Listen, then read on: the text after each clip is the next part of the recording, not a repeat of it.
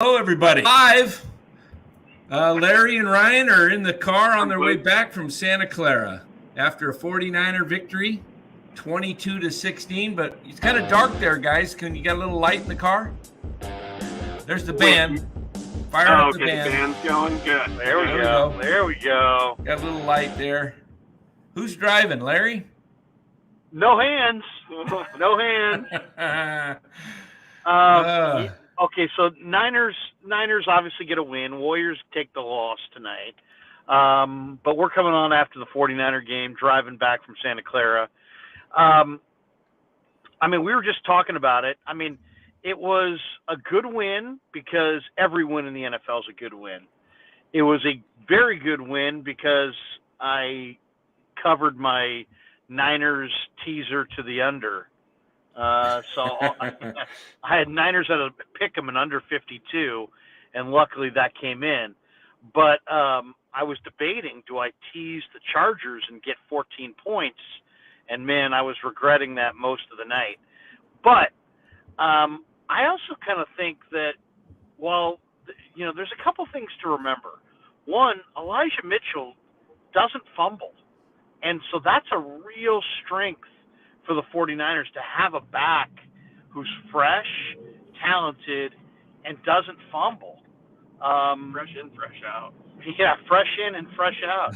No, but the great thing about Elijah Mitchell, I think he fumbled once all of last year. He really doesn't put it on the carpet.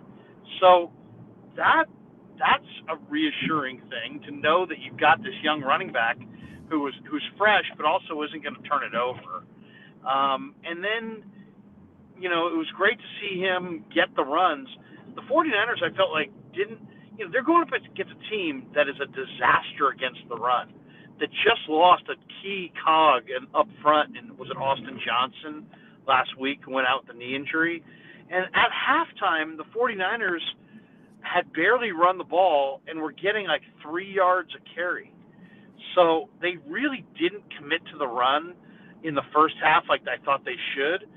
Then in the second half, they had two extended drives where they really did commit to the run. And the Chargers couldn't stop it. The Niners were getting 6 yards, 7 yards, sometimes on first down. Oh, yeah, they were putting up 8, 9 yards, even 10-plus yards on a couple carries. It was the Charger defensive line was completely depleted. But in the first half, Kenneth Murray went out with an injury, and right. they also had the UCLA rookie Tito Ogbonnia. Oh yeah, I hurt his knee. He went out with a knee injury in the first half. So the Chargers, this should have been a game where the 49ers ran it down their throat, dominated the time of possession, and it should have been like a 65-35 run pass split. What were the final totals run pass? Let me take a look here.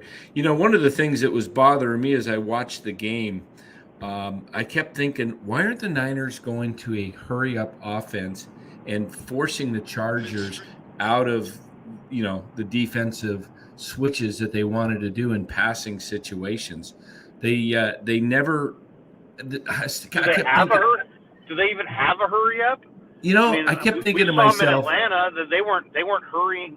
If you're not going to hurry up in the fourth quarter down multiple scores in Atlanta, you're suddenly going to play hurry up just randomly in the first half.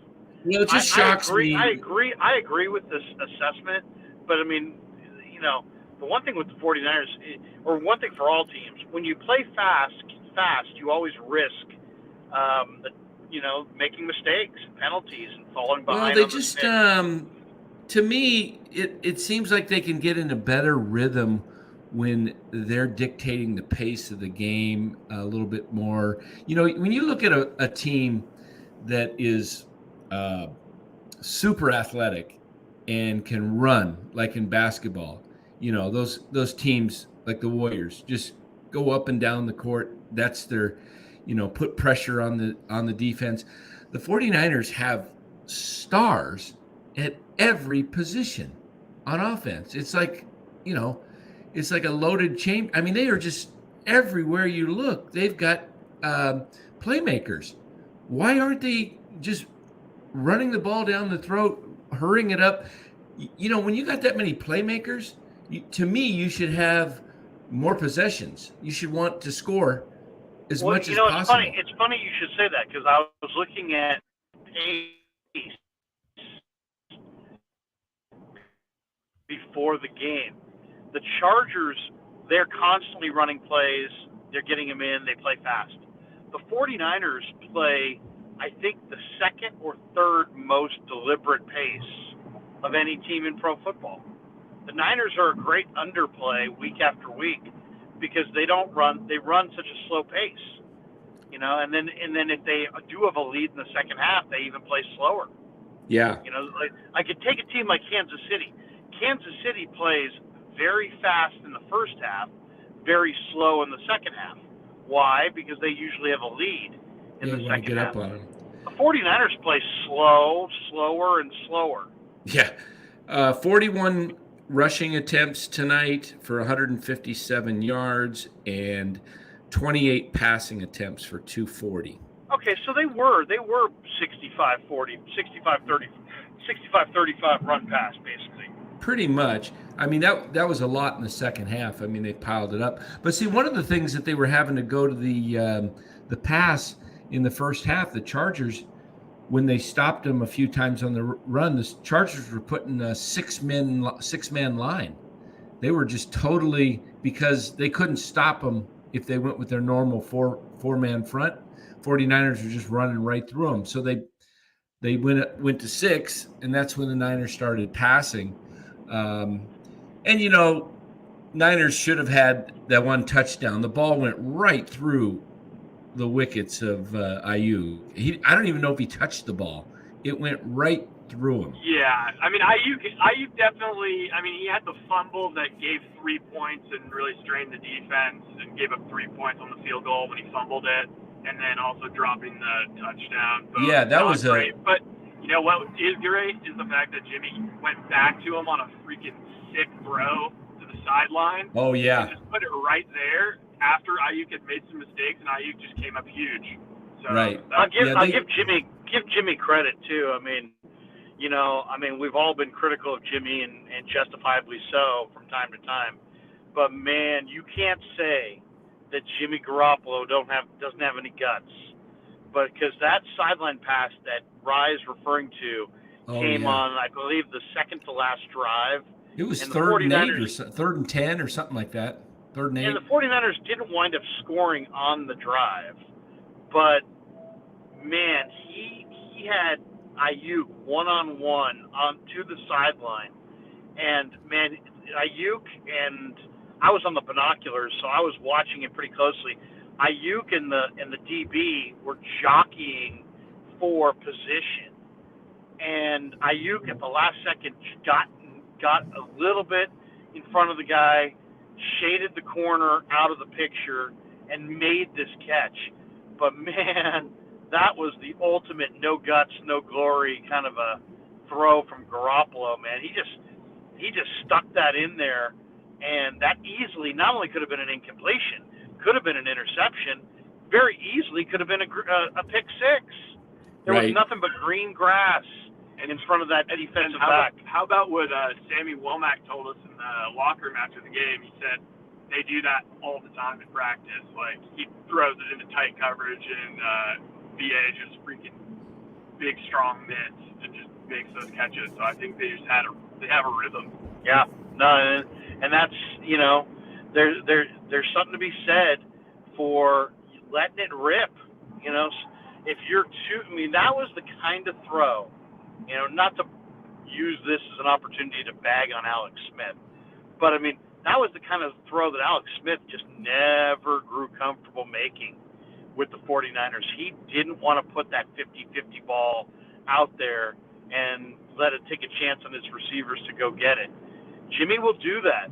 And I thought that play to the sideline to Ayuk was like, wow, that was really impressive. I don't know. I mean, I've been very I've been really high on Shanahan as far as supporting him, but watching tonight's game and with the weapons they had and the depletion of the Chargers defense, I was a little disappointed in a lot of the play selection, the calls. Like how many wide receiver screens did we run that just kept getting stopped, like for no Well, yards? Why can't they ever go down the field? Exactly. I don't understand why, with those many weapons, why you can't, get, even a 6 to 8 yard pass over the middle should be open. It I comes mean, off like he's frightened of Jimmy and like he's frightened to let the offense open up because he just doesn't want Jimmy to lose in the game. But it's like at some point you've gotta, like, when you see he has it going like today, but he does have a pretty insane throw every once in a while, just randomly. But he had that great throw when he scrambled out over the shoulder to Ray. He had it going today, and this is kind of 2 weeks in a row where he's kind of had it going. I feel like you got to give him some shots. yeah, a play I thought would have worked great tonight would have been a play where you give it to up the middle to Mitchell or McCaffrey, because you were pounding them, and then just throw it back to Jimmy, and then throw a long pass. The flea flicker? You want to see the flea flicker? I would have thought it would have been wide open because the Chargers were like stacking the box, and the Niners were just running it down their throat in the second half. And I'm like, this play's got to be wide open if they try it, because they're all committed to the run at that point. And I just don't understand, with all the weapons, why we kept throwing it out to the wide receiver screens, and the Chargers were, I think 3 or 4 times at least it failed, where they got no yards or 1 or 2 yards. I know it worked a couple times, but it's like, is that the extent of the playbook? There's got to be. Dan, it was also in stark contrast to like Herbert on the other side, where it's like it just seems like Herbert just takes his 3-step drop and he hangs back there, and then he just gets to survey downfield, and like if he sees something, hell, he can go like run, make a throw. That's totally cool. And if not, he just dumps it down to Eckler. I thought once they got McCaffrey, I thought that there was going to be a little more room for Jimmy, like improvising sort of down the field type stuff. Yeah, I think there was one play where Jimmy hit McLeod on an improvise. What was one of the better plays of the night.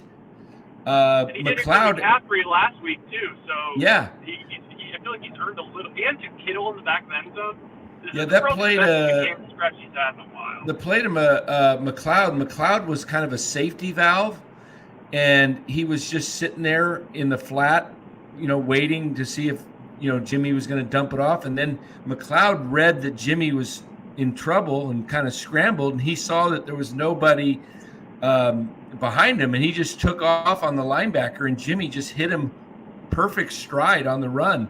It seems like every time they do a little bit of improvise, that Jimmy comes through with some great plays. And it was a great. First of all, Garoppolo, in some ways, is having in some ways his best year as a Niner. I kind of feel like since they got McCaffrey, that's a weapon that really does complement Jimmy's skill set. He likes to throw underneath. But we didn't have one pass to McCaffrey tonight in the middle of the field, was there? I think there was a swing pass to the flat, and he ran near the goal. He ran it almost down to the 5-yard line, I think. But there was, and then they tried some of the screens, out on the flat, but they didn't go over the middle to McCaffrey on any dump offs. No, one of the things that I was talking to Bo Neal about on the pregame show today on 95.7 The Game is I brought up the question: is Justin Herbert overrated or underrated? Because, and Danny, the reason I brought it up was that, one, I mean, if you talk about the best quarterbacks in the NFL, people will talk about Mahomes and Josh Allen. They may give a passing mention to Rodgers or Tom Brady. But then the next name that always is brought up is Justin Herbert. And tonight he was making his 41st career start, he's now 20 wins and 21 losses. Wow. Yeah, Larry and I were talking about it because we're both. I mean, it's like we're all not stupid. Like we all see he has these like heat checks where he gets to the level that only Mahomes and Allen can get to right now, and it's like he makes these insane throws. And you see him run, and he makes Nick Bosa look slow, and he's just like, oh my God, this is the best thing ever.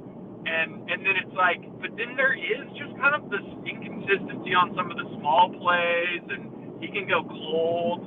Get a little streaky, and I don't know. It's just weird because like Jordan Elliott, who's a super smart football guy, like he thinks he's the best quarterback in the league, and I just don't. It's just funny because of the contrast with Tua, who just like is like the ultimate, like the best version of a game manager of all time. Yeah, we got a few comments here. Yeah, go ahead, read them. I'm not sure how to say this. Clarisard 49. Is that Larry and Ryan? Yeah, you guys are totally in the dark. There you go. That's us. Yeah, that's Larry and Ryan. MF says, go back to 2019. A lot of throws downfield. Yeah, here's what I think happened tonight. I think the Niners' game plan was to run, and San Diego, LA, stopped them a lot in the first half, forcing them to throw more. And should have realized, I mean, even like starting Kittle in my fantasy football, he had 2 catches tonight for 21 yards. I should have realized it was going to be a run-heavy game because of the Chargers' weak defense and the fact that they've been giving up a ton of yards the last 5-6 games. And then they lost a couple more guys on the line tonight. So I think the game plan was a little bit thwarted in that I don't think they wanted to throw 28 times tonight. I think that they were probably looking to throw maybe 18 to 22 times. And the Chargers played probably one of their best games defensively, with, the fact that their backs were to the wall. They had so many injuries, but I think they gave the Niners more of a game than what they really planned. I think they thought they would just run up and down. Was this game more about what the Niners did, or what the Chargers weren't able to do because they don't have a lot of guys? I mean, this Charger team normally has Joey Bosa, and right. Normally has J.C. Jackson and Keenan Allen and Mike Williams, and you know what I mean. And Rashawn Slater. I mean, that was the most conservative I've ever seen San Diego. I mean, that's Los Angeles. That's the, in a way, you could make an argument the 49ers should have blew doors off these guys. And instead it was nip and tuck, and barely did the 49ers escape with a win. I mean, a win's a win, so there's no such thing as a bad win. There are no moral victories in the NFL if you lose. But I'm just thinking,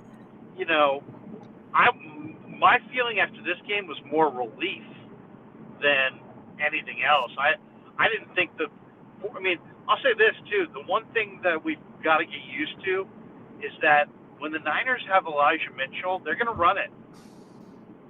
And they're going to run it a lot, Yeah. And that his injury may have been a blessing in disguise, because now they hit, November, December, January football with a fresher back, and he's not the biggest guy. And they're all keeping each other fresh. Debo. Right. I got to believe that they're going to see we're going to see a little bit of TDP. I can't think they're just going to go 2 guys only. Just to give, maybe two to 4 carries, just to give them a breather. You don't want to. Yeah, you had Debo too that had a few good runs. There was a lot of controversy on the air tonight. 916 49er says Greenlaw should not have been ejected. Oh, that was a joke. Yeah, it was total joke. First total of all, joke. Jimmy Ward hit the quarterback into the path. Exactly.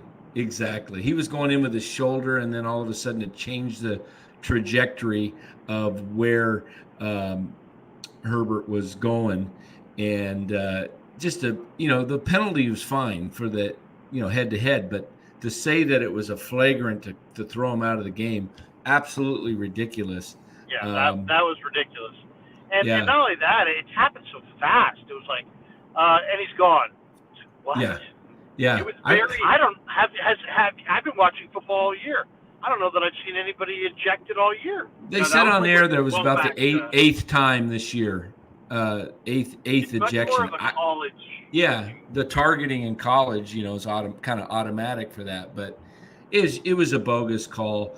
Yeah, I did want to talk about the field goal. We talked about it earlier in the year when the Niners were playing the Rams, and they had the ball on the 1 yard line, 1.5 yard line, I think it was, and they were up by 5.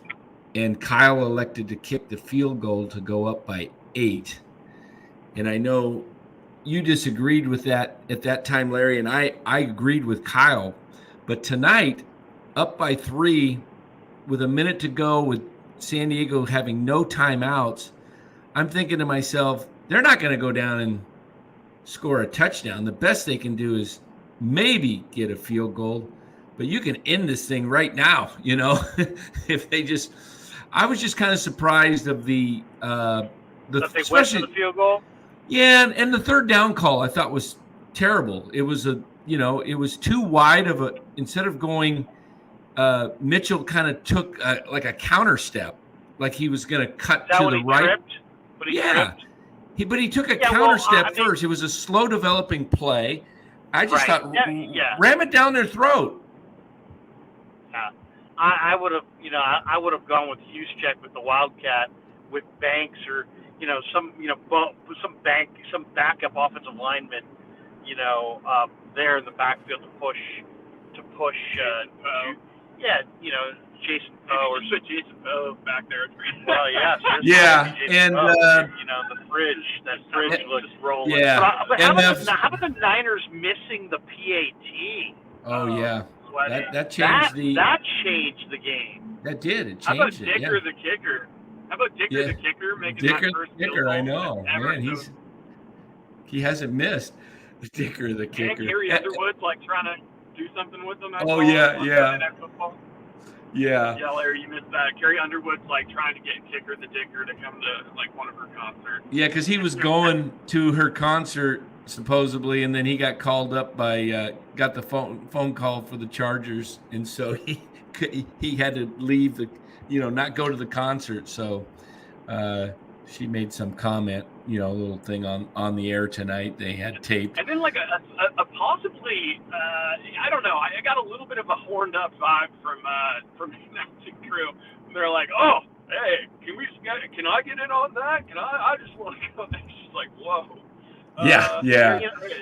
The other thing on this game, I felt like the 49ers,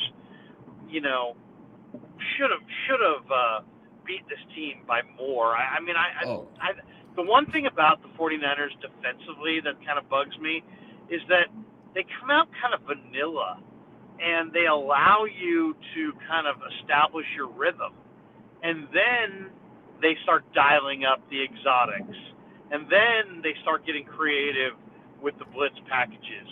I thought the real key factor on a couple of these drives, I'd have to go back and watch it again, but I thought there was D'Amico started bringing pressure on second down, and I thought that was a major key because, the Chargers were, I just felt like the 49ers defensive effort got better as the game went on, and you go back, there's several games like that this year where, look at the Ram game 2 weeks ago.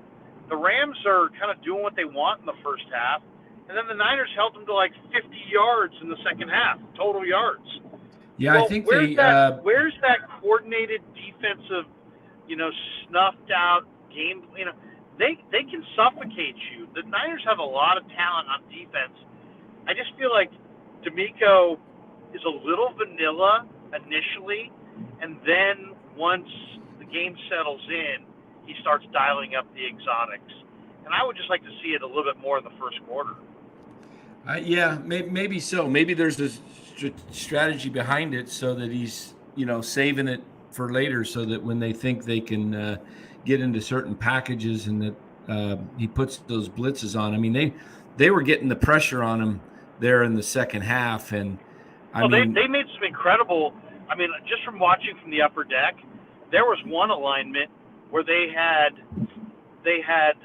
Drake Jackson and a Menahue inside. Then they overloaded the side with to Jackson's side, and then they blitzed Warner off that same side. So they basically had like a offensive left side overload on the left tackle, where they're sending extra guys off that side. They've got two defensive ends lined up to that side.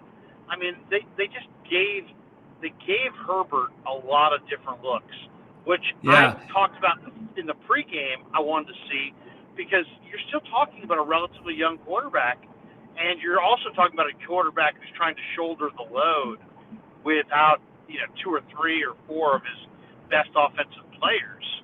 Right. And I don't know. I wanted to see the Niners put more pressure on Herbert earlier in this game. Instead, they allowed him to establish a little bit of rhythm. They allowed him to get on the scoreboard, and he, then all of a sudden he was tougher to handle. I think it would have been better if they could have challenged him more aggressively with a little bit more involved defensive plan earlier in the game. It felt like the whole defensive plan early in the game was just try and stop Eckler, and they did a good job of it, but that wasn't enough. I wonder if you gave them truth serum, I wonder what D'Amico and Kyle are thinking about the defense right now. Because I bet on that first drive when Herbert just made Swiss cheese of the Niners defense, and it was like, oh no, is this going to be a shootout day? I wonder if that's what kind of caused Kyle to put the brakes on the offense and be like, all right, you know what, guys, the best defense is just not as much defense, so we're just going to take it real conservative, real slow on offense, and just try and get to the end of this game, keep their defense out there. That could be part of it, and they did wear the defense out. I mean, they were gassed at the end of the game. I also thought Brendel struggled. Jake Brendel had 3 penalties in the second half, something like that. Yeah. Come on, man. You can't. And this is the second or third game in a row where he's had a bunch of penalties. And it's like, the illegal downfield block, I get that. It's a timing thing. It's as much on the quarterback as it is on anybody. But, the holdings, false starts, those are the kinds of penalties that get you beat.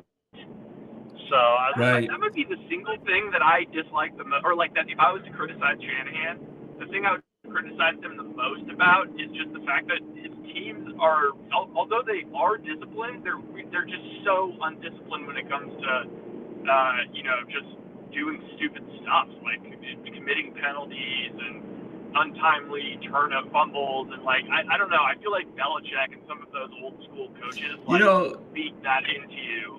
You do not. The fumble on Ayuk, he was kind of pushing for extra yards. There was a head-to-head contact. As soon as he got hit in the head, he dropped the ball. And I don't blame Ayuk at all for that fumble. He got starched. And when they didn't call a penalty. Somebody hit him right in the head. I don't know why. I think there were multiple head-to-head, helmet-to-helmet calls in this game. There was one on the Niners that didn't get called. There was a couple on the Chargers that didn't get called. There was one on a defender against Jimmy G that did not get called. Speaking of defense, very inconsistent about helmet-to-helmet. Yeah, I couldn't tell from I don't know if you guys were able to see in coverage, but based on what was shown on the TV, it looked like Deommodore Lenoir was playing pretty good coverage tonight. on the passes Yeah, that were thrown his way. He seemed to be, I don't know how many, can't remember how many times, a few different. there was one where it was like I don't know if Herbert like Herbert can make that touchdown throw. Like In the end zone where he just kind of overthrew. Yeah, but still it it looked was like fine. But yeah, you had the safety coming over on the top, and then Lenore was beat by a couple steps. It looked like, and he would have had to. I'll tell you what. Just, The other thing that jumped out to me was that, especially in the second half, I felt like Jimmy Ward and Talanoa Hufanga in the second half really just turned up the dial on their play speed. I mean, they just played faster in the second half, and they were around the ball. Jimmy Ward was making big plays. He was coming up with big hits. Fonga had that great interception, but he was flying all over the place. I think in some ways, Ward and Hufanga are two of my favorite safeties in the league. You know, they're both instinctive and very smart, and they can adjust their play speed. So, you know, where they see it and are reacting, and you know, just like there's times where they look like they're much faster players than they actually are. You saying that they're kind of they're downloading information maybe the first couple drives and then changing their. You know, these guys are so experienced and smart football players as far as they know the angles, they know where the play is going to be. They can cheat from snap to snap and sell out for a sack, a pick, a turnover, a huge negative play. They're both excellent film study guys. I think they take some gambles, and when you watch tons of film and you take a few gambles, you're going to make some highlight reel plays because you know that's you're playing fast, and they're not, you know, they're playing with anticipation. I thought you know, those two guys looked great. I thought Aziz looked great. I didn't even panic as much when Greenlaw went out with the injury because I knew they had Aziz. Or with being tossed, also, you mean? The defense was pretty sick. I felt like when right after, I know, like whatever, the Greenlaw, after Greenlaw was ejected, I feel like the next three plays, it was like Warner, it was like linebackers and maybe some safeties, and they were just blowing people up. Like, just, it was like, hey, I know you just threw out one of our guys for, you know, targeting, but we're now going to hit harder.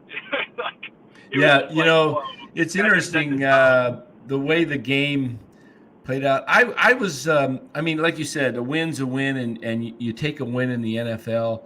But to me, it wasn't a pretty win, a win that was a dominating win for a team. To me, with the Chargers being hurt, you know, their key guys. I mean, their best player on defense, Joey Bosa's out. Their two receivers are out. They lose several. They lost a lineman last week. They lose 2 or 3 more tonight. But Dan, they have the top 3 quarterback in the league, so they should be pretty damn good. As far as I know, I saw somebody. I have to go back to that because I saw someone in the comments who was like, Ryan, what are you talking about? Herbert's the best quarterback in the league. He has 4 wide receivers out. Okay, I get it. Trust me, we all get it. We all get that Herbert looks freaking fantastic a lot of the time, but it's just like I've never in my entire life heard of it. You know, a top 3 or even you could say best quarterback in the league that doesn't at least bring his team to the playoffs every year. Like you can just put a shitty or a great quarterback. If you put Pat Mahomes on any of these teams in the league, they're still making the playoffs. You know, so yeah. I'm just like look at what Joe Burrow did last year. Same draft class. He went into like a perpetually shitty organization and with a coach no one likes and brought them to the Super Bowl. Yeah. So I'm just saying that the Niners coming off of a bye and all their weapons back, it should have been a double-digit win minimum. They should. The problem is it felt like, again, they get too conservative instead of just putting it, you know, and they made mistakes. Ayuk, that was 4 points. They settled for the field goal, right? I think they got a field goal on that drive, didn't they? Is that when they made it 16-13 when Ayuk missed the touchdown? I'm trying to remember, but well, I think they. I think the problem in this game was that we're looking for blowout on the scoreboard, but the situation was that the Chargers have, a big strong arm quarterback, and a guy who can make some incredibly athletic plays, and plays with his strong arm. And the 49ers really game plan should have been to run the ball down the Chargers' throat. So at the end of the game, we're kind of looking at the game going, Niners should have beat them by more.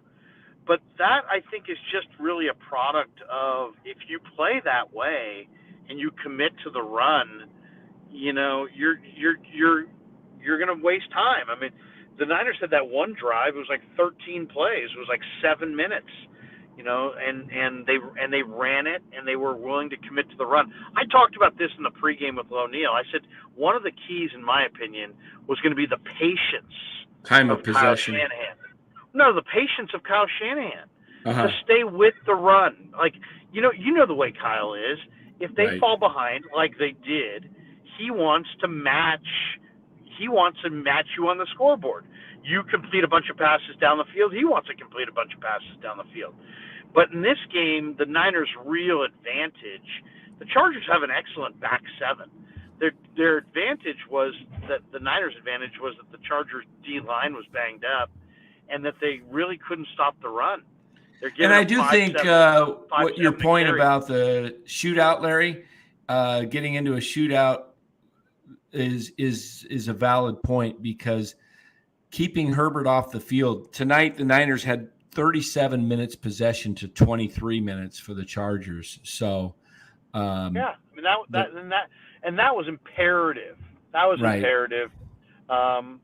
But, I'll tell you the other thing I thought was very impressed with the 49ers, and they did a really nice job, I emphasized this in the pregame as well, is you knew that not only was Herbert going to be looking to go underneath to Eckler, that it was going to be almost near impossible to stop it, right? He's got great quickness out of the backfield. It's hard to cover guys super tight right out of the backfield.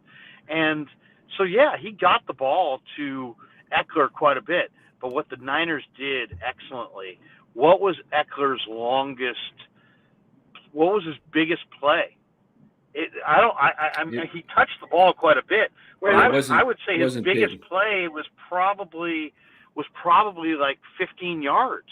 They didn't give him the run after the catch, huge gainers that the Chargers, were hoping for. Wait, Larry. Sorry to distract.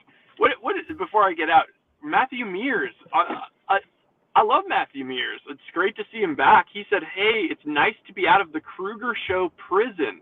I felt like Andy from the Shawshank Redemption." Was he put in prison accidentally? No. So Matthew, this is what from what I could gather, this is what happened. And I don't have 100% proof, but I'm pretty sure this is what happened.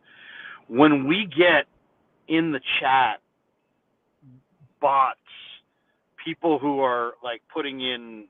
Oh yeah. This goes out to more people than just Matthew too, because I heard people saying I saw people in the chat room were kind of busting my balls over blocking them, and it's no. So as the chat goes up, the chats fill in on the bottom. So if you click on the bottom chat right as a new chat comes in, you'll either get the bottom chat or the second to bottom chat. So right. I think what happened is, there's multiple of us on the show that have control over the chat. So either me or Dan or Ryan or Len, one of us saw one of the porn bots in there, clicked block user, right. And your name, you had just chatted next to it. And so we blocked you erroneously. It doesn't, when it does say blocked, it doesn't really give us a big notification. And so it's easy to block people accidentally. So that's what happened, Matthew. How long was he out? How long And I don't know how he got back in. I think Len probably reinstated him. Yeah, how do I got to figure out a way to like go through all of those. But Yeah, that's what happened. That's what happened. We And don't block I people. think what happened, Matthew, I think I'm the one who did it. I think one night you were making a comment. The person behind you was a porn bot, and I just clicked quickly, and I think it moved on me, and I wound up blocking you by accident. So anyway, I apologize. Sean, but we don't Shante Ortega says, block. damn, the porn bots got control of blocking people. Hey, today, I know we're going to stay on this Niners and we'll eventually get a little bit into the Warriors, but let's stick to the NFL. Game of the year, Buffalo, Minnesota today. Wait. Unbelievable. Jefferson made maybe the most unbelievable catch next to the Dan, sorry, we're trying to figure out how are we going to do this? if you hold the phone, Larry, and just think of it as if it's you're on a phone call, you just can keep going. Okay, so I'm dropping Rye off at his place. And then I'll run in and I'll get on. Okay, so I'm going to drop Rye off right now, and then I'll just continue the chat. Go ahead, Danny. Keep making your point. Yeah. And then Rye will go inside. He'll jump in, and then when I get back to my house, I'll jump in. I think Justin Jefferson made probably one of the greatest catches in NFL history next to David Tyree's Super Bowl catch off the back of his helmet, because it was 4th and 18. The ball is Cousins throws it up, and Jefferson goes up with one hand. The DB actually has the ball, and somehow Jefferson wrestles it away from him with one hand while he's falling to the ground. It was unbelievable. Man, that was just an incredible game. And then to watch the Vikings. The Vikings get stopped on the goal line in the last minute, and then the Bills fumble the snap at the 1 foot line, and the ball is recovered on the end line, the goal line, for a touchdown. And then Buffalo comes back with 41 seconds, I think, something like that, and ties it up with a field goal. It was just unbelievable. And then I think, they tied it up, goes overtime.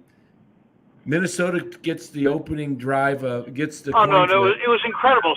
So not to interrupt you, but I have Justin Jefferson on my team, fantasy team. We're watching this. We were listening to it, I should say, on the radio as we were driving down, and we weren't watching it.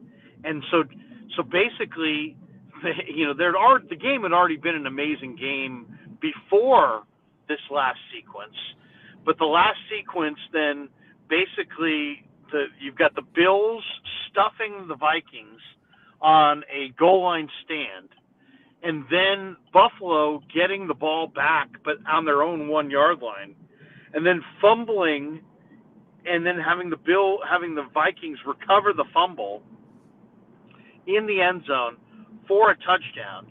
They go up 3. There's still only like 45 seconds left, and then Minnesota's defense allows Josh Allen to drive all the way down the field. They're in field goal range. Yeah, Tyler Bass kicks a field goal to force overtime, and then ultimately Patrick Peterson's interception in the overtime at the goal line. I mean, Buffalo had a chance. Won the game. I mean, Minnesota was down on the 2 yard line in overtime, first down around the 2 or 3 yard line.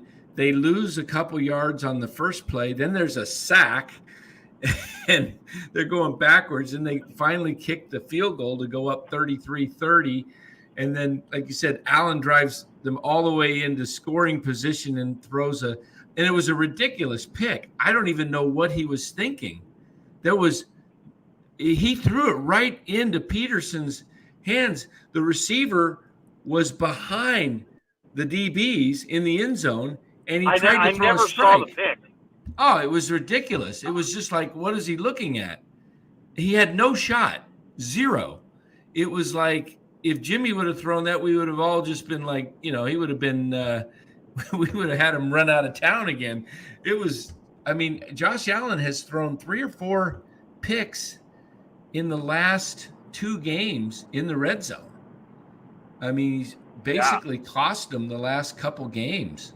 So what a game! What a game! What a game! And so the Bills wind up losing. The Bills wind up losing. The Vikings now have this incredibly gaudy record. They're 8-1. Yeah, they're 8-1. So who knows? And your fantasy team. Check your fantasy team.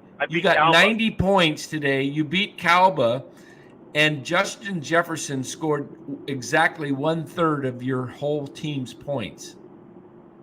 He got 30 of your 90 points. That's unbelievable. But I will say, you traded me CeeDee Lamb, and CeeDee Lamb today had 32.5 points. So, or Kenneth Walker and Keenan Allen. Yeah, Keenan Allen hasn't seen the field since. Kenneth Walker didn't do anything. No, you know what? If you kind of key on him, you may be able to shut down a lot of the Seattle offense. Seattle could not run it. Seattle could not run it at all today against Tampa in Munich. Right. Yeah. So you have that was interesting. Yeah. Yeah. So what happened to your wagers, Danny? You lost your parlay on what? I lost my parlays yesterday in college football because of the North Carolina State lost by a point to can't even remember who, Boston College. I would have had a big one. So I said, well, I was still up for the week. Listen to me, Danny. I lost a 5-team money line parlay on UCLA, a 20.5 point favorite. Yep. Losing at home to Arizona. I did a second one too with UCLA, 5-team parlay. I did an 8-team, unbelievable, and then a 5-team. I would have cashed on a 5-team money line parlay, except UCLA. Hey, I would have cashed on a 2-team teaser, but Washington screwed me by beating Oregon. I got screwed. All Oregon had to do was win by 1 point. Yeah. Oregon. Gosh. Did you see Michael Penix Jr.? Oh yeah. That throw, that across the field throw. Yeah. For the Huskies. Unbelievable. I remember him now from Indiana last year. He was with Indiana. Kid has got a absolute howitzer. Yeah, he does. Hey, I had a 7-teamer today in the NFL. I would have cleaned house, and Chicago missed the extra point, and Detroit came down and scored and beat them by 1. And so I had a 7-teamer. It would have, unbelievable. Money line? Yeah, money line. I had them all. Everything went right except the Bears. And I lost my college football 2-teamer and 5-team money line parlay yesterday, all late, right?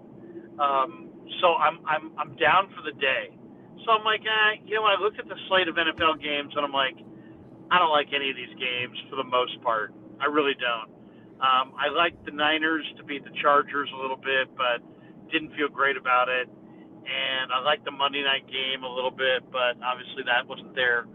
It wasn't time for Monday Night Football yet. So I decided, you know what? What games do I really like the most? And I like the Dolphins against the Browns, and I like the Bears against the Lions. Yeah. And I'm sitting there and I'm like, you know what? I'll parlay Dolphins Bears. And then I'm like, you know what? That breaks my rule of. I've got several rules. One of my rules is that I don't bet on shitty teams. Oh. Because shitty teams get you beat all the time. Yeah. It's more random stuff. There's less form. They don't play with any form.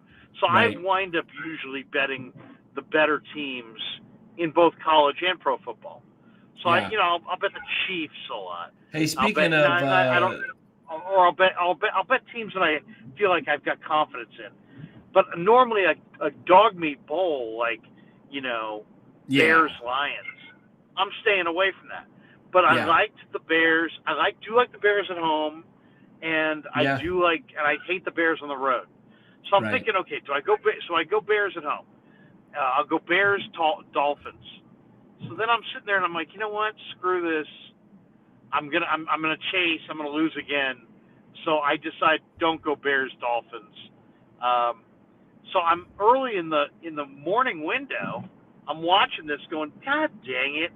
Why did I not? I knew I liked Bears and Dolphins. Why did I not go with Bears and Dolphins?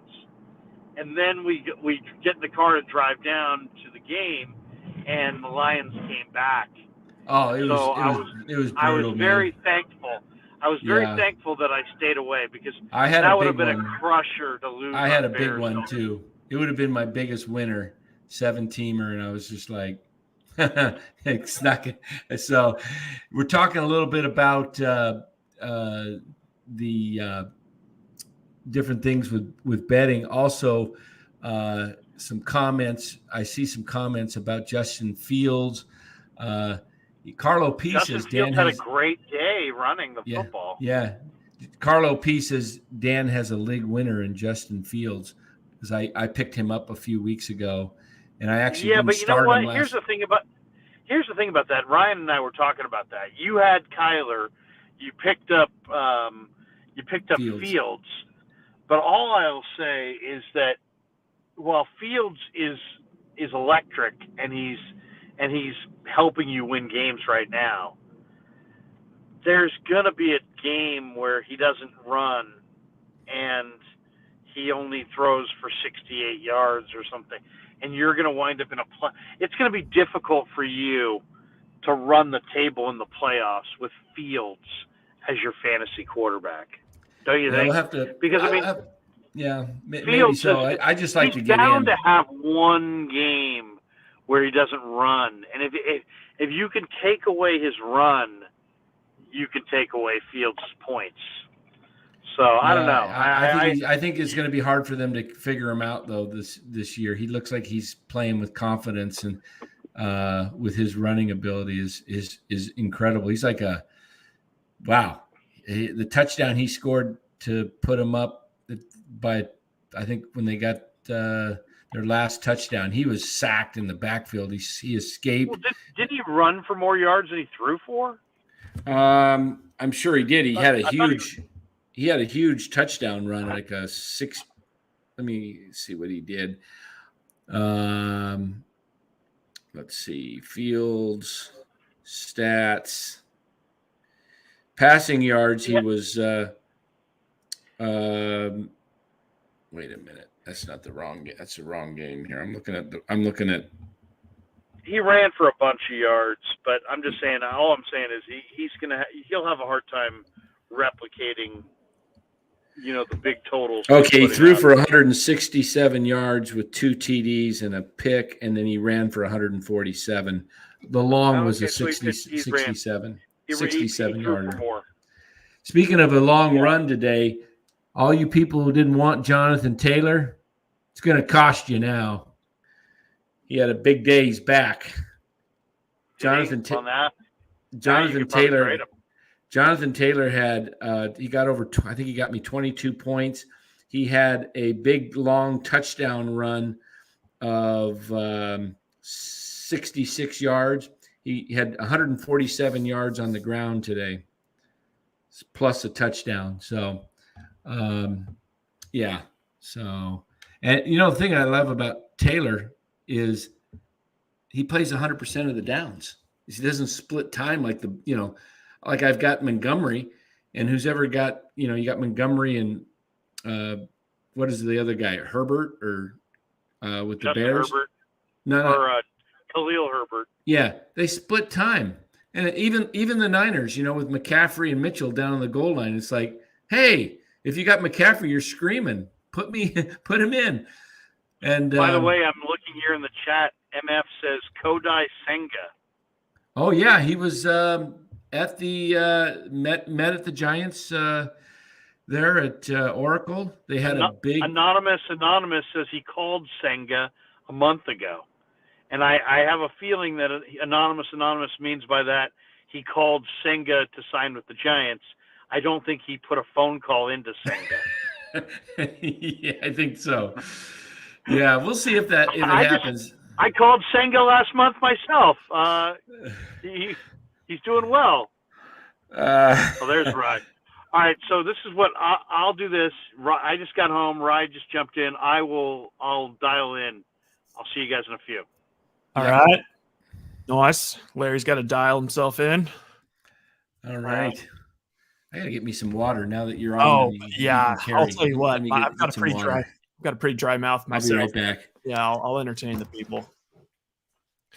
Wow, what a day. I wish I had more stuff finished editing, because I did some hilarious man on the street stuff today in the not the locker room, in the tailgate, going up to drunk people. Everyone's trying to give me shots. Can't do it though, because I'd be asleep by now. Wait, so what did you guys touch on?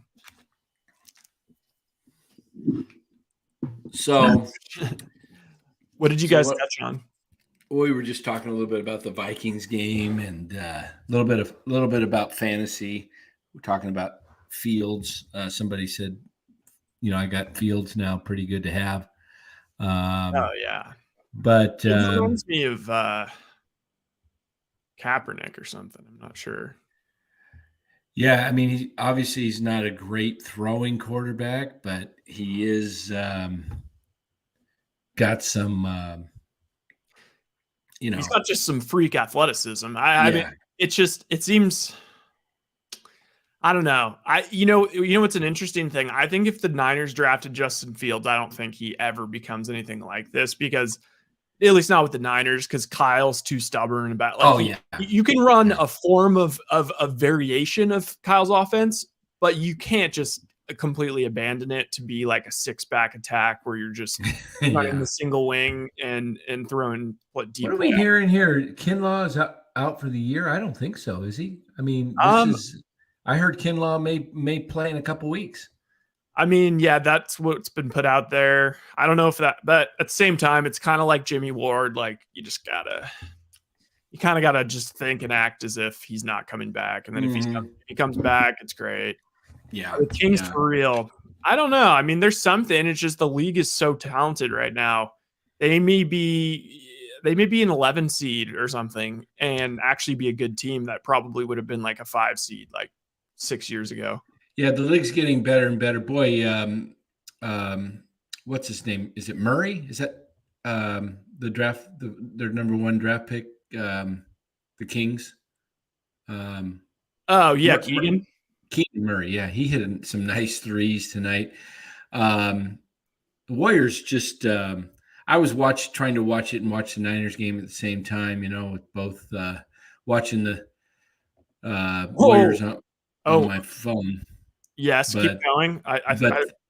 But they were, the Warriors they're not playing well at all. Yeah, they're definitely a little hungover. Yeah. I just hope that I hope they're just hungover and they're not like the Rams and gonna just like fully implode. I don't think so. I think they'll get they'll get it together and they'll make the playoffs, and they've earned our collective trust. And then they'll try to put it into another gear. But they're gonna need some help. They're definitely gonna need Jermichael Green to really come through in that rotation, or they're going to be looking for somebody else to replace him. If he's, they need another veteran that can play some minutes. I'm going to look at I just saw on Twitter that the estimated plus minus numbers are finally out. Oh, Jesus Christ. All right. Before we go back to Niners, look at this is my favorite metric this is my favorite player metric. You can essentially just think of it as if this player was on a team with all average people, like how much better, how good would the team be? So Curry is always on 1 or 2 in this metric, plus 8.1. So with an average team around him, his teams on average would still, win score 8 points more than, so he's plus 8.1. Wiggins plus 0.8 is the next one. That is disturbing. So those 4, oh no. What was that? Let me see that again. Wiggins is plus 0.8. I mean, for example, let's go to Green 2022. is plus 0.5. Clay is plus 0.5. 2022. Yeah, and then look at the distribution right here. That's Curry. I think that's Wiggins. And then down here, I'm guessing it's Kuminga. Oh, geez. Wow. I'll pull up last year's just for comparison, but that would be interesting to see. Clay's shot looked a little bit looked like it had a little more arc on it tonight in the shots that I did see. I didn't, like I said, I didn't see the whole game because I was watching mostly the Niner game and I was trying to concentrate on that. But there was a few threes that Clay hit, and nothing but net. But they looked really pretty. They didn't look as flat as they had the last week or two. Okay, so this is last year. So look, that distribution's much more. I mean, clearly still Curry's insane. Peyton, Draymond. But you got 1, 2, 3, 4 guys over 3. Yeah, and they have Peyton. This is how good this statistic is. They have Peyton as a plus 3.5. Like that, he's so valuable to anyone that followed the Warriors. Wiggins was plus 1. But they had 1, 2, 3, 4, 5, 6 guys over 1. Yeah. And this year they got 2. Oh, Wiggins is like 0.8. They got 1. They have 1. Yeah, not great. Wow. Great. But Curry is leading that stat this year. If you go back the last 8 years, it's really accurate. It's like Curry's is like no lower than 3 in a year. Yeah. You know what? Let me see it. Go ahead and talk here. I'm going to look something up here. Carry okay, on back here. to Niners and also a little bit of Herbert. I don't want to get pinned as a Herbert hater. I'm just more of a Herbert. Can we all slow down on Herbert? It feels like he's like Herbert is like an indie band that we all know is going to make it big time. And everyone's trying to instead of jumping to the mainstream bands like Josh Allen or Patrick Mahomes, they're like, you know what? I'm going to be a little cute and I'm going to say Herbert's the best quarterback. And it's I see what you're doing and you might get proven right in a year or 2 years, but right now it can't say it. Yeah. But yeah, and today's, I don't know. It felt like today's game was Kyle was all right, boys, let's just not F around with this stupid Chargers team that you just never know what you're going to get. Let's just play it as cautiously as possible, dominate the clock. I mean, in truth, they dominated the stats. They dominated time of possession. The game could have easily flipped on 3 or 4 things that kind of went against the Niners, like the blocked punt and the Ayuk touchdown drop and the Ayuk fumble. That's all stupid stuff. And then also even the first drive just felt like the Niners weren't even locked in yet. So it was a very mid-win, Beaks. You're correct. It was a super mid-win over a pretty mid team. But guess what? This year, every team's mid almost. So, other than if you just took out the Eagles, is there anyone in the NFC that you're worried about? Not oh, definitely the Niners are going to win, but it's nobody that the Niners, I wouldn't bet on the Niners taking down in a prize fight. I think the Niners would be favored over any of these teams except the Eagles.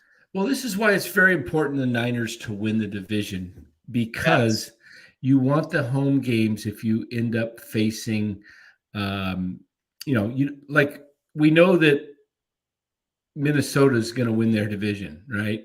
So Minnesota's in. To me, that could be, I'm not saying the Niners, it's insurmountable or anything, but I'm saying they are to be reckoned with because of, Cook and Jefferson.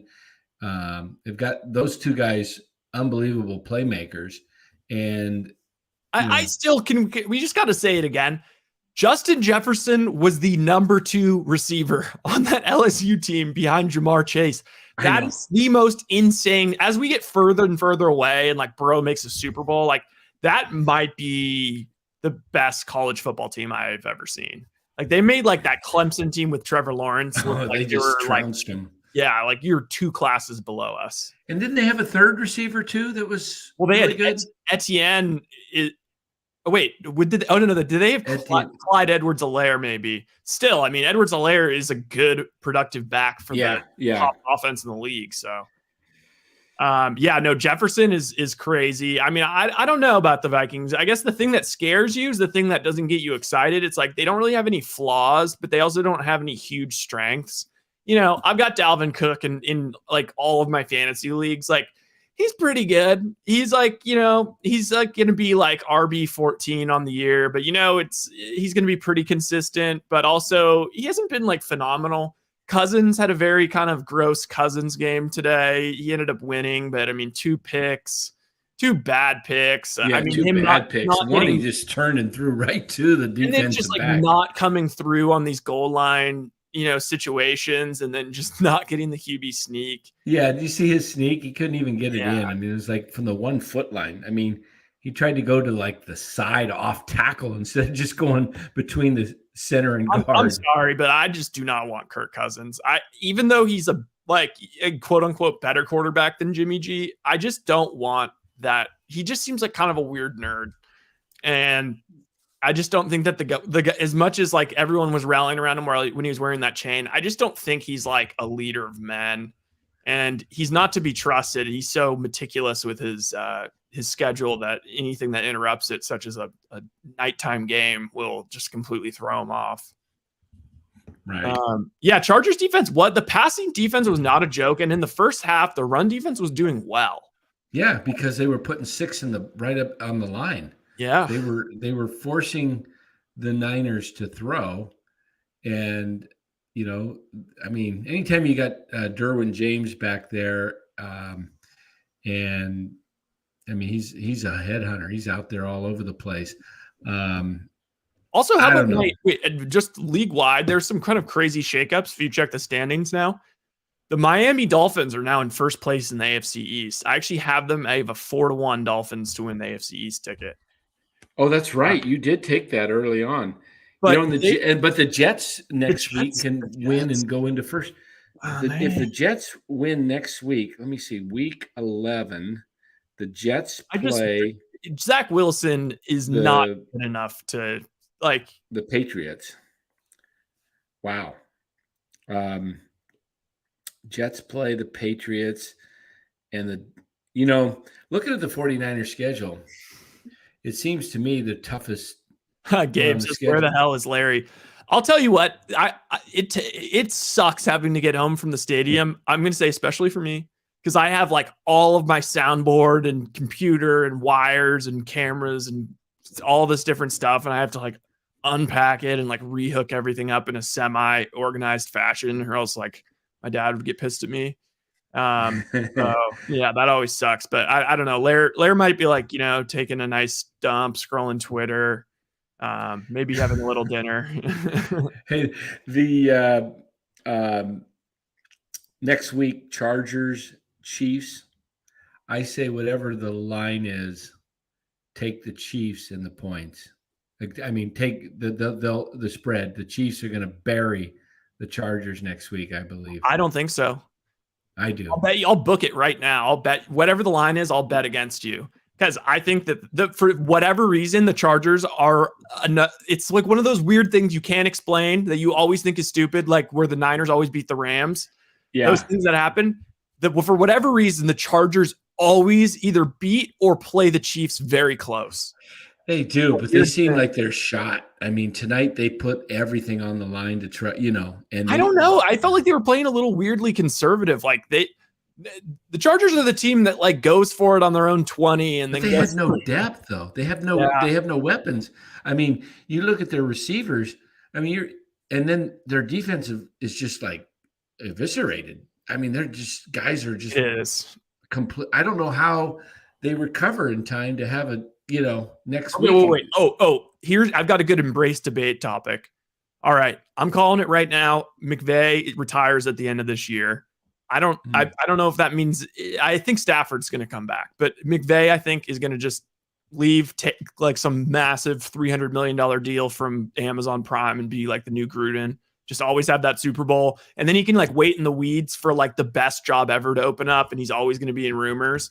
I think he's going to do that, and then I think that Staley is definitely going to be out after this year. So what becomes the better job? I think you kind of have to say the Chargers, but also it's like the Rams are the number one dogs in the market. Oh, I couldn't see him going to the Chargers for a while. I'm thinking. No. I'm saying just like as a if both those jobs are open next year, like if you're Sean Payton, which one? Oh yeah, that's what I'm gonna say.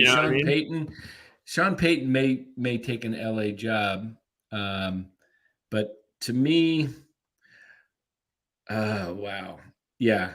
Where is Larry? Hashtag 49ers. I'm sorry, George Taylor. And Larry will be here. Give him a chance. He's got to freshen up. He just drove home. He's been at Levi's, since probably like 3:30, something like that, 3 o'clock. So long. And he just got home. Now it's after 11. Okay.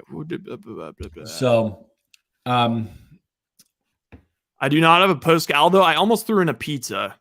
Do not have a post-game meal. The press credential food is, at first, it's kind of like college food where it's like, at first it's like, oh, this is awesome. Like, we got tacos and blah, blah, blah. And then it's just like, as the weeks have gone on, I feel like the quality's gone down. Like they really showed out the first like week. And now it's just like kind of gross. Like bad cafeteria food. Oh man. Oh. Like your only option like after like the second quarter is for sustenance is like chicken tenders and tortilla chips covered in chili and cheese. Like it's wild. Is that Nick Martinez? Is that Nick Larry is shitting on the company? Yeah, Larry was injecting. Oh, there were some fights also that we went by on the way out. That was pretty entertaining. We at like the Hilton where we parked, there was just cops and just like so many people just getting in fights. And then we're just like, I'll tell you, so many idiots out on the road tonight. When I look at the stadium and then I see Twitter clips and all that, I'm kind of like, I don't want to go down to a game with 65,000 people, and I just watch it on TV. Absolute mess. It's a mess. To me, football's one of the worst for me to go to a game, go to the trouble of getting there, parking, getting out of the stadium, getting home.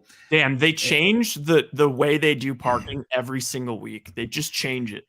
It's like they have new companies or new people, like, and they just decide like this day, like we're making everyone funnel to this lane, and then if you're going to get back. And it's such a freaking mess. But I will say though, the people that are doing it right are the people that like go there every Sunday and they go to every game to tailgate at least. And like, they're just there doing their thing, hanging out with their buddies and like family friends and stuff. And just like drinking and eating some good food and kibitzing with the youngins and then going to the game. That's pretty cool. That's where it's like some good communal. All right. And then there was one. All right, let's hit the chat a little. Raiders lost again. Oh, I'm in Dan's nephew's Survivor League. And somehow I've made it this far. It's been me and this other guy. And the last 4 weeks have just been like, just so sweaty. And then this week I slept in and I missed the whole first slate of options. And I just saw the second slate and I just said, screw it. I'm picking the Raiders. Jeff Saturday, coach, no chance. And then all of a sudden I'm like, wait, Matt Ryan starting? Oh, wait. Oh, no, this is not going to go well. Oh, wait, there's no Renfro, no Waller.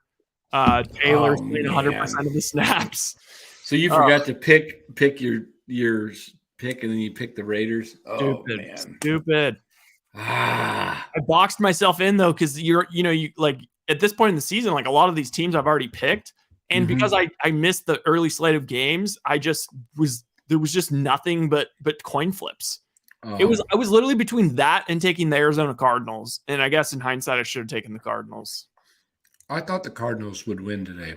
Yeah, they're better with McCoy, or maybe not better, but they're at least like a competent NFL team. Like Kyler's just a fucking wild card out there. He's just a road runner, running around. When he makes those plays, it's insane when he escapes everyone and he's so cute and cuddly. But then he's just like, when he's got like a bum hammy like he has now, which happened. I think I told you this. Like you draft Kyler, but make sure to trade him by halfway through the year. He fades every second half. He's not big enough for it. But he really, he bamboozled that franchise by getting them to pay him early. I know. Bananas. He should go to bananas. Speaking of bananas. Yeah. Oh, speaking of bananas, we got an L money all bundled up. Pasquale's. Hey now. Girl. Hey. So we were. All right. What have I missed?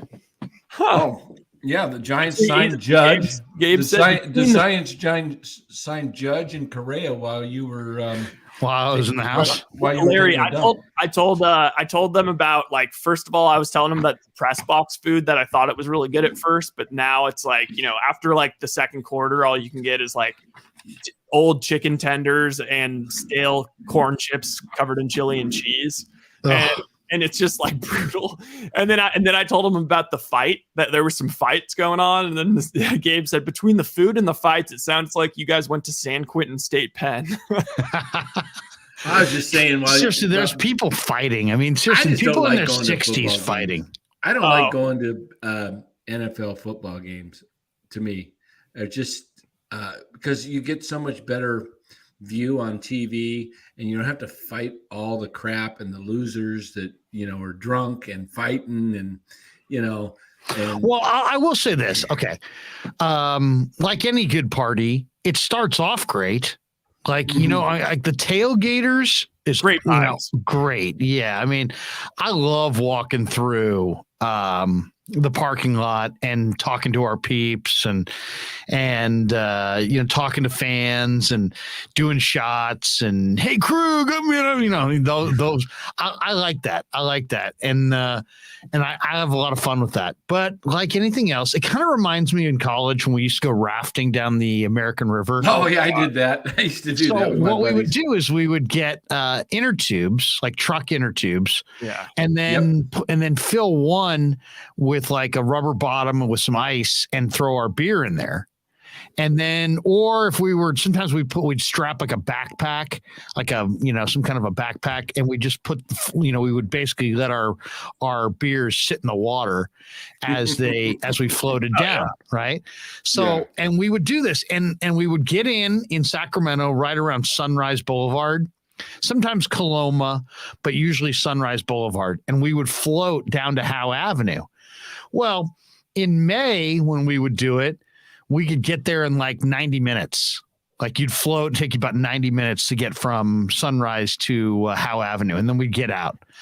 By August, it would take like 3.5 hours. Yeah, you're just soaking in a river. So what I found out was that when we would go early in the season, May, June, early July, we would have these awesome days where, we'd get down to the end of the river. Everybody's still getting along. By the time it got to late summer, guys would be fighting, literally brawling in their inner tubes because our 2.5 hour down the river excursion went to 4 hours, and you had to kind of work to kind of, get yourself down the stream a little bit. Oh my God. And guys would literally be throwing blows on each other. Guys would just sleep. Oh my God, it would just be so much fighting, and that's what it kind of reminds me of. It's like the tailgaters are awesome. People are cooking, they're drinking, they're getting their drink on, their smoke on, their barbecue on. It's like mom, dad, sister, brother, little kids.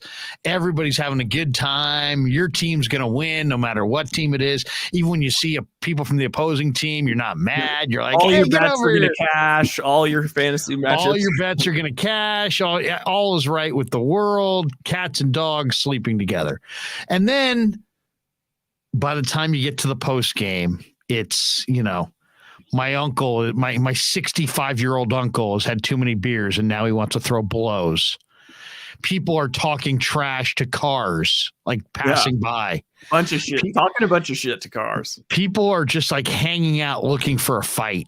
I guarantee you, it's like you don't want to be the first person there, but you sure as hell don't want to be the last person there. No. If you're the last person there, that's time to jump in the back of the paddy wagon because you're probably just going downtown anyway. You know what, Larry? That's the best comparison I've ever heard because the river also is one of those things where it's like if you get some years in between doing it, it's like, oh, we got to do that. Oh, it's going to be so sick. And then just the parking alone, like the parking and the coordinating of like the tubes at the bottom of the river. And now you've got girls involved and they want to be more organized. Yeah. Who's going to park? And, oh, I'll be sober by the time I'm done with the river. But instead I'm drunk at a football game and I can't quite drive home yet. Dude, it was so classic. I can remember. Okay, if anybody's from Sacramento in the chat, so there's river access, and there's like a bunch of different river access points all along the American River. Well, there's one in Sac, that's right before the exit. If you're going towards Sac State, it's the exit after sunrise. It's called Coloma, and it's just basically a river access, right? And there's all these gigantic overgrown vegetation, plants and stuff, like let's say in the 500 yards that you drive from where you pull into Coloma Park to where you get access to the river, it's probably 1,500 yards, right? So you have to drive a little bit. So we're going, when I was in college, we're going out there. It's 112. I mean, it's freaking really, really hot. And I got the CJ7 going with the bikini top on. And I've got, there's me and two of my buddies and three girls. And we're all, me and my buddies, we all don't have our shirt on because we're getting ready to float down the river. So we just have our trunks on, no shirt. The girls are all in bathing suits, right? Well, Coloma has an outdoor hut, where a guy sits there and collects money because you have to pay money. So I'm as we're pulling up on this thing, it's 112 degrees. I mean, just think about it. You're working outside. Now the guy's got a cover, but he's still outside in 112, right? And so it says about 100 yards before this little hut, it says $8. You have to pay $8 for river access. We're in college. And I'm card? What's that? Yeah. No, they didn't take anything. I mean, this guy didn't have even electricity. So he's sitting there and we pull up and I go, wait, just follow my lead. Watch, I'll get us in. So I was interning at Channel 31 at the time for Grant Napier. I was cutting tape for him. I was going to Sac State. So I pull up to the thing and the guy's $8. And I looked at him, and I mean, I don't have a shirt on. I got two other guys in the car, and the girls are all wearing bikinis. And I look at him and I go, and I just deepen my voice a little bit as we pull up. He's $8. And I go, media. And I just said it like that, media. That's hilarious. And the guy goes, he waves me through. He waves me through. I'm like, what a fucking idiot. Come on, media. I don't even have a fucking shirt on. I mean, we're obviously college students who are going to be drinking on the river. And it's all I had to do was media. And he's just yeah, Larry was TikTok back then. You guys weren't some YouTubers pulling some pranks on the river. It was awesome. I mean, seriously. I mean, we start driving and everybody in the car starts laughing. They're high-fiving me. Oh man, that was awesome. I'm never paying again, man. I'm just saying media.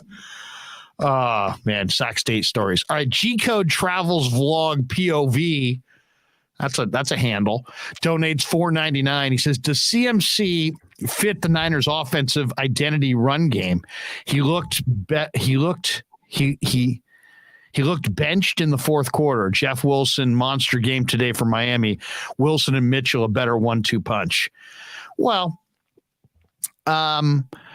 I don't know that CMC is ever going to be every back's got their different strengths and weaknesses. Wilson is a one-cut downhill runner who, is really good. You'd think would be good in short yardage and can kind of push the pile. Mitchell's thing is that he actually has really good pick and slide ability. And he never fumbles. Like never. I think he fumbled once all of last year. McCaffrey's thing is that he is runner, receiver, and he's a breakaway threat. So there was 3 or 4 different opportunities in this game where if McCaffrey breaks one arm tackle, he's gone. And that Jeff Wilson doesn't give you that. And Elijah, he doesn't give you that either. Hey, shout out to tonight to Juwan Jennings too for making a Juwan. Hell yeah. Yes. Juwan, there's an awful lot of talk. There's an awful lot of talk that the Niners want OBJ. And all that talk comes back to even Matt Mayoko kind of referenced this, that maybe the Niners are unhappy in some way, in some capacity with Juwan Jennings. I can't imagine that because this guy has come through time and time again with big catches. And how about the one today? Was it third quarter or early fourth quarter where he caught it ball short of the first down and then he bowled his way past and then he just bowled his way. I mean, that was Hey, listen to Juwan. And I'll say this too, as somebody who goes in that locker room, this guy's got a presence. He really does. I mean, he's got a presence in that room. I don't know if it's the dyed red hair, if it's the fact that he's a great basketball player as well, and so he's like dominating in the on the rim in the locker room, and they got a basketball court in there, and he's like the best basketball player. But you know what? If Juwan Jennings is in the room, you know it because you can hear him. He has an electricity, an energy, a toughness. I just think he's a really, really key guy on this team. So as much as I like OBJ, you know what? If they really, I'd rather them stay with Juwan and go find a D tackle or another corner. You know what? Yeah. He's like in the same way that like Lamont Wade last year actually started believing that he was like Barry Bonds whenever he came into pitch hit in like the 9th inning.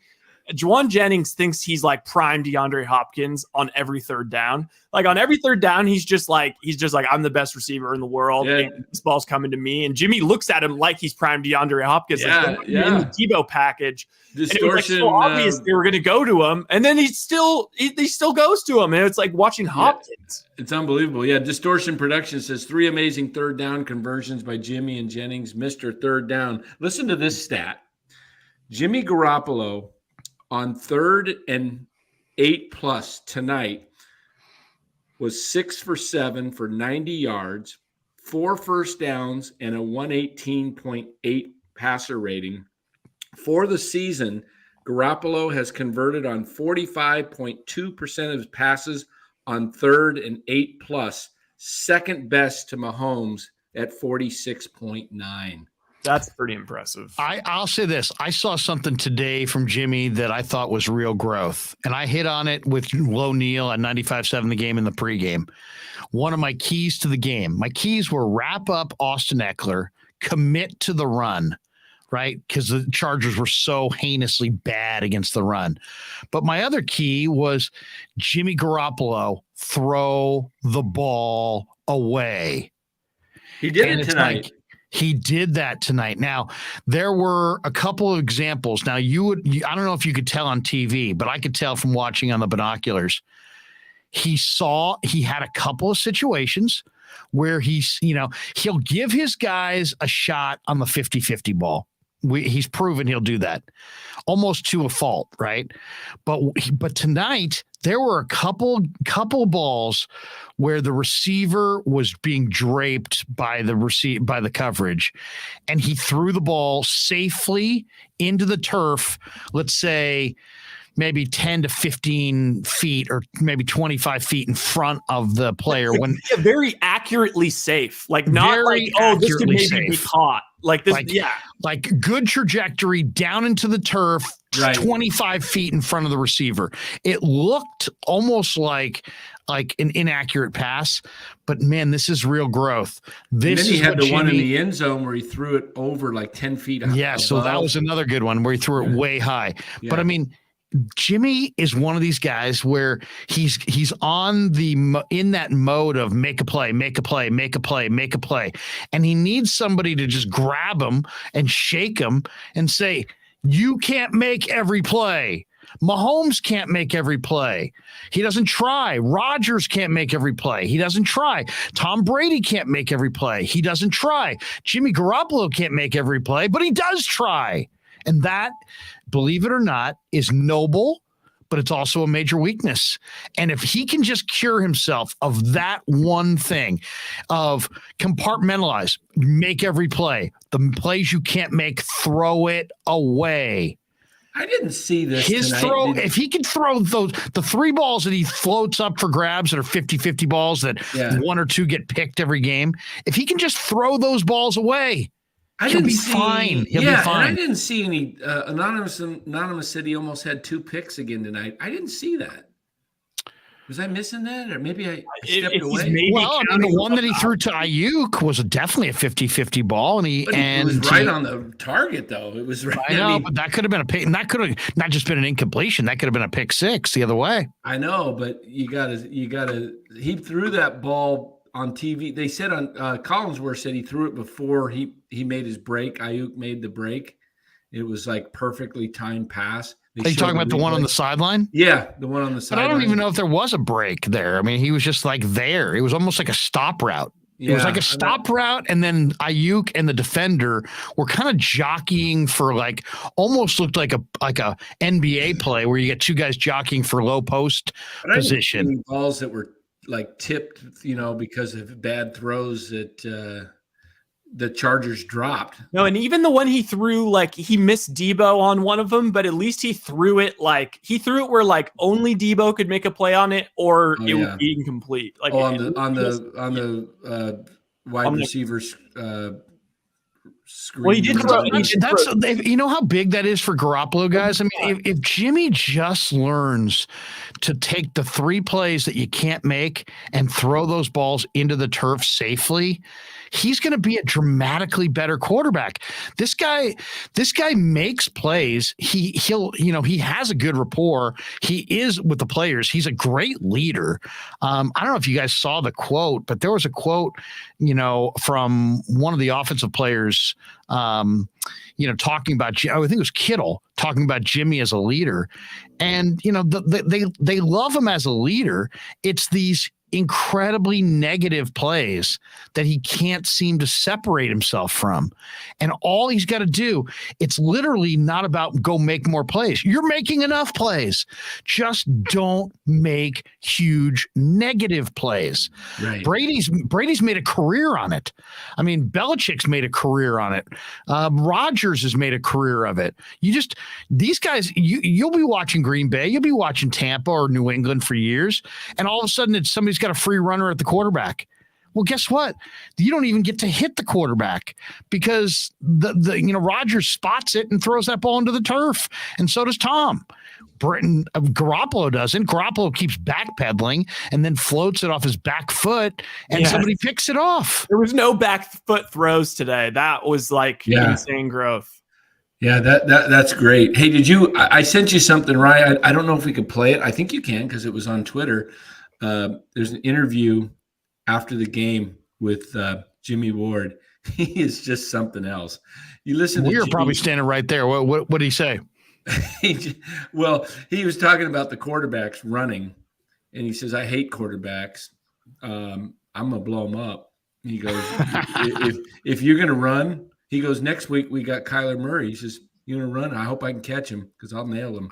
Well, that hit, that Greenlaw, and that was a good hit by Ward, and then it turned into an ejection from Greenlaw because of the way Ward hit Herbert. He kind of changed his trajectory and went right into, that's the one thing about that call that I really can't stand is that, okay, we're already telling defensive players you're total second-class citizen, and you can't hit the quarterback. But then those guys then know they have to keep pursuing the quarterback, or otherwise they're not going to be in the league. So what do? They play super fast around the quarterback, and guys are flying around, but they know exactly what they're doing. But in this particular play, Jimmy Ward hit Herbert, and Herbert changed his direction at the last second.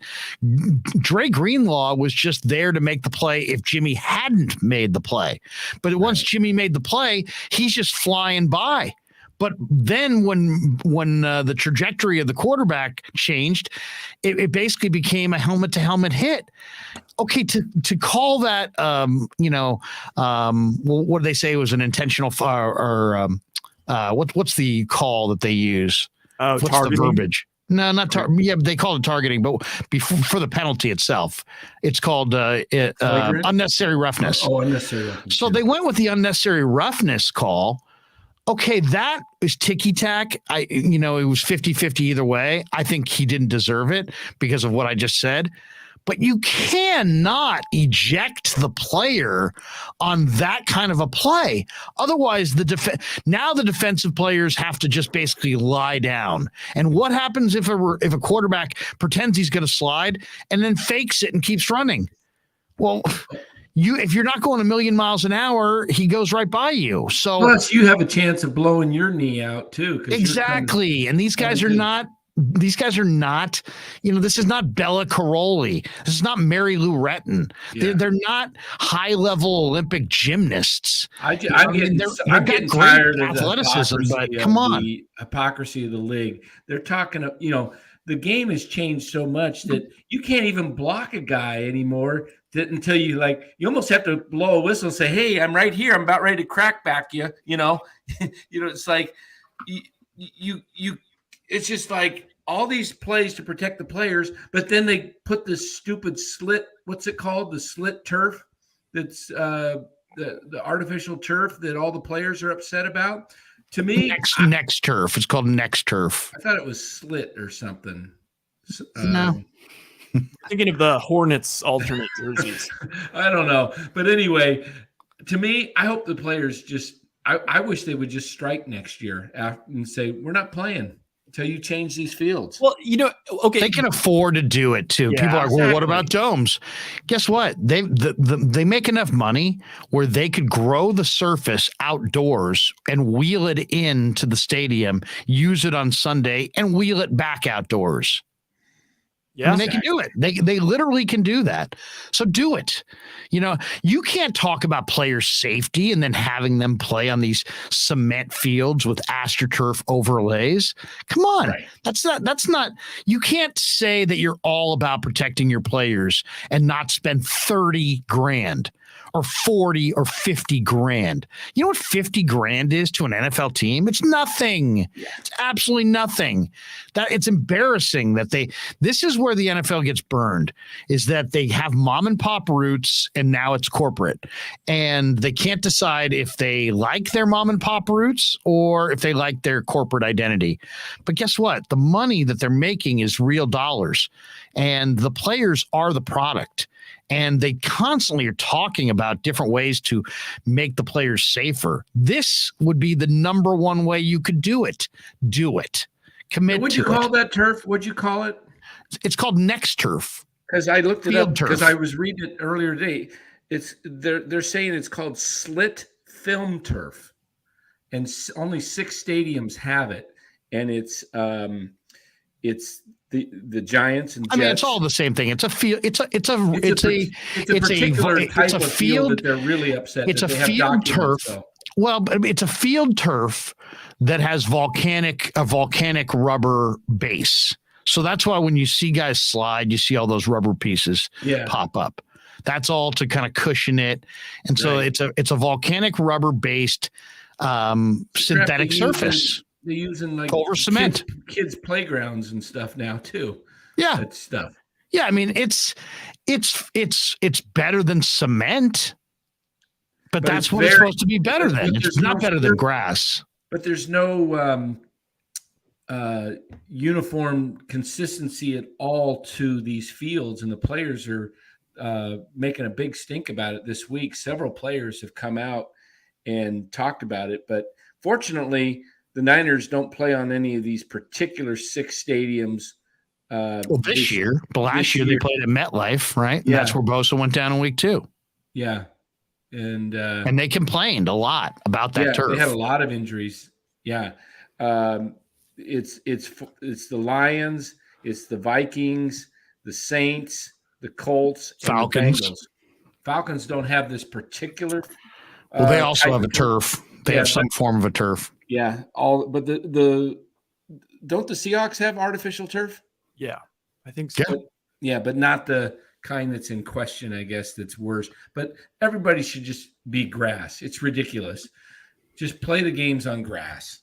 One of the greatest sound bites I had when I was working on the radio years ago, we did a weekend interview with Sean Dawkins, who played at Cal and then played for the Colts. Remember Sean Dawkins? Oh, yeah.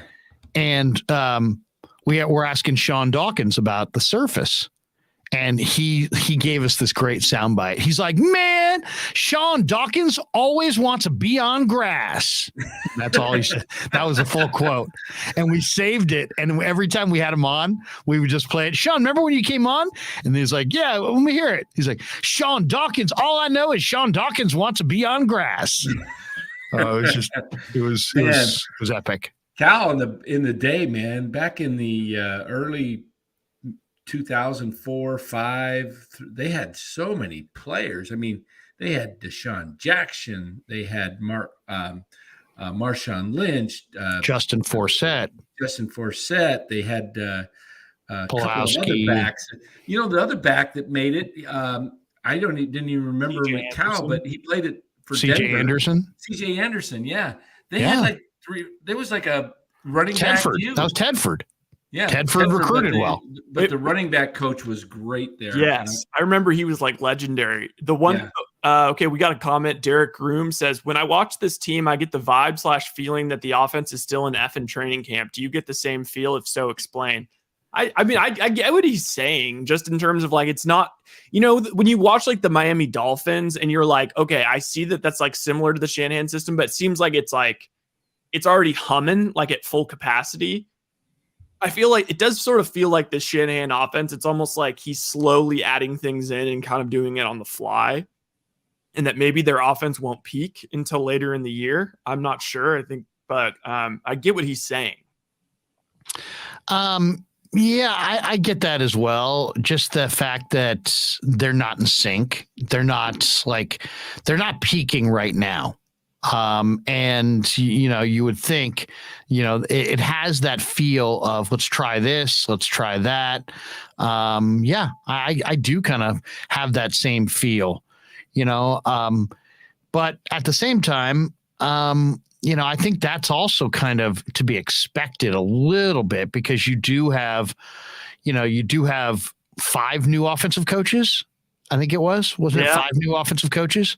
That's basically a whole new offensive coaching staff. Plus, the whole offseason was spent trying to come up with all this crazy Trey Lance stuff. Right. Turning more into a power team. Yeah. Now it's like, hey, speaking of Cal, I don't know if you guys heard this news. It broke this afternoon. Justin Wilcox fired offensive coordinator Bill Musgrave. Yeah, well, they're terrible. Yeah, they have a horrendous offense. Yeah, and I had a feeling that might be coming. I thought you were going to say that Wilcox was fired. No, Wilcox. I thought you were going to say that Cal got relegated to the Ivy League. I mean, Cal is a great underdog. But I mean, when your greatest thing is that you cover as a dog, but still lose, Is that all that great? I mean, The Detroit Wilcox Lions. Wilcox has got he's a terrific defensive coach. His teams play very hard. Yeah. They keep playing. You saw him cover against SC. They're really good team to bet as an underdog because they don't quit, and he's got a defensive scheme that he can upset the rhythm of teams that he plays, even better teams. And they can hang around. And I love Cal in the big game next week, by the way. I'll take Cal over Stanford easily next week. We got to hit on the fact that we now have we have an audience in Hawaii, other than your buddy who lives in Hawaii. We got Sean over here, Aloha Faithful, loving the show from Hawaii, first time. All right. Hey, hit that like and subscribe button. Guy Val Ramos gave him an aloha. What island? What island, Sean? Channel. Go ahead and hit that like and subscribe button right now. We're on after every 49er post as a post game, but during the week, Larry and Rye are doing 49er show. What island, though? I want to know what island, because I you know what? I went to Hawaii. Oahu. I went to the Big Island a couple of years ago right around this time of year in November, and we went to the Hapuna Beach Resort. Oh, and my God, that is the greatest beach I've ever seen in my life. Which one is it? Hapuna Beach on the Big Island. I might have to try that. I got to get the over West there. Inn. Go stay at the West Inn on Hapuna Beach. It is absolutely incredible. I was staying over in Hawaii in my 20s, and I was at the Hyatt Regency, and they had this unbelievable. This was like 30, 40 years ago, but all the NBA players were over there. All of a sudden, David Robinson. I'm seeing these guys. Man, they were tall. They just walked right through the hotel lobby, and I'm like, those guys are. Wait a minute, that's David Robinson. And then I'm seeing they're. Was it Abdul Jabbar? Might have been. No, that was too late. No, he was there. I feel like if you've seen Kareem Abdul-Jabbar, like that memory's burned in your brain. Well, I can't remember if he was. I stood next to Kareem Abdul-Jabbar on the floor at the Oakland Coliseum, and he walked by me to the tunnel. I felt like I swear I barely came over his waist. It felt like I was in like high school. He was just so massive of a figure. Did he just step over you? He was 7'2". I know, but it's just like when you're like 5'9" at the time or whatever, you just like, oh my goodness. When my buddy was going to University of Maryland, he's like, hey man, why don't you come hang out on Maryland for a week? And I was going to Sac State, and it was like a 15-week semester. And I'm like, yeah, I could probably miss a week of class. What the hell? So I flew out and hung out with him. We went to the racetrack, but he's like, meet me at the Greenbelt Marriott, which is in Greenbelt, Maryland. And I go into the hotel bar, and it's the Knicks had just flown into town. They were playing at the Cap Center the next night. And so like in this hotel bar were all the Knicks. It was like Patrick Ewing. Like Curb Your Enthusiasm, where he sees that Muggsy Bogues has a huge dong, and then No, but we were sitting there in this lounge, and Kenny Skywalker starts playing the piano. And there was like all the Knicks were there. It was Oakley. It was Ewing. It was Kenny Skywalker. The Greenbelt Marriott. That's what it was. It was the Greenbelt Marriott. So there you go. But Derek Room says Maui Kihei. I've been to Kihei. Kihei is like Modesto. Seriously, it's on Maui, but it might as well be Modesto. It's dusty Kihei. It's a dusty little town inland in Maui. By the way, if you ever fly into Maui, the Kahului Airport is inland as well. You get off the airplane, you're like, oh my God, I cannot believe how humid it is here because it's inland. Right, but then you drive out to the coast, and then you drive north up to like Kapalua, where we stayed for our honeymoon. And, by the time you get up to Kapalua, it's beautiful, and it's actually raining give quite us a bit. Little forecast here. Just anonymous. East Bay. if you go inland a little bit. It's warmer on the coast. Actually, it's the opposite. In Hawaii, it's warmer inland and it's cooler on the coast. Well, actually, I want to see inland pictures. everywhere. Anonymous. I dated Miss Hawaii in the 90s. Was she a Miss Hawaiian Tropic? I'm not sure if I'm buying this because why? Because you don't think Anonymous can pull? Who is Anonymous? He's anonymous. I know. That's what I'm saying. But you know what? He's double anonymous, which kind of makes him not anonymous. It's like two cancel out. Tony Nagatani says Maui is a little California. I can see that. Sean says beautiful golf course on Kapalua. Yeah, in fact, I played the plantation course, right? And the plantation course, there's the bay course, I forget the ocean course, maybe no, not the ocean. It's the bay course, the something course, and the plantation course. Anyway, the plantation course is the course where they play the Mercedes-Benz Championship on, and on the PGA Tour. I can think in first week in January or something like that, maybe second week in January. The Hawaii Swing, they always play there at Kapalua. So I'm playing, and the guy's like, "Hey man, it's really really lush out here. You're gonna need some extra balls because you're gonna plug in the fairway." And I'm like, what? Really? He goes, yeah, if you hit a high drive, the grass is so soft that the ball literally will plug. It will sink into the ground and you won't ever see it and you'll never find it. That's how soft the ground is if you hit it high in the air. Sure enough, man. I mean, I found like 3 different balls. That I absolutely hit right in the middle of the fairway. I get there. It's not there. The ball's not there. I'm like, I didn't go left. I didn't go right. I know I didn't hit it any further than this. Where the F is my ball? And sure enough, looking around, boom, there it is, plugged in the fairway where it's like literally down in a little divot and you can only see the white top and you can only see it because you're standing right above it. Otherwise, it's just in the earth. But I lost 21 golf balls in 18 holes on the plantation course. Oh my goodness. 21 golf balls. What's with this dude? I hate to even give him any airtime because it's kind of like the guy running onto the field trying to get on national TV. But the dude in the chat, man, you have no life, dude, that puts the stuff Anonymous, chicks dig me, Dan. The guy that's always ignore the other people. Ignore the guy that puts the age. What a loser. We don't need to quote him, Danny, because that gives him more attention. Yeah, I know, but he stays up till almost midnight just to. There's a lot of fucked up people in the world, Dan. That's just really is, man. There really is. There's not the entire world is not La Boca Vista over 55. Look at the hole in the ceiling. There's a lot of fucked up people out there.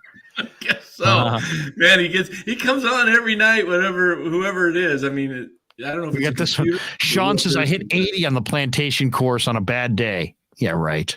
Yeah, right. Weird flex. It's funny. I'm talking to my one of my good friends, freshman year in college. We're at Sac State. And he's a little spoiled, right? And we had 6 weeks off for vacation. 6 weeks for Christmas vacation. We got off on like the 18th of December. We didn't go back till February the 7th or something like that. It was after the Super Bowl. So like you had to get a job like during spring break. So this super spoiled guy turns to us and he's like, hey, we're going to Hawaii for the holidays. I'm like, hey, good for you. And then he goes, oh, fuck. I'm like, what? He's like, we're going for 3 weeks. I'm like, yeah. And he goes, oh, dude, you've never been, huh? And I'm like, no, at that point, I'd never been to Hawaii. He's like, dude, you don't get it. 3 weeks in Hawaii is hell.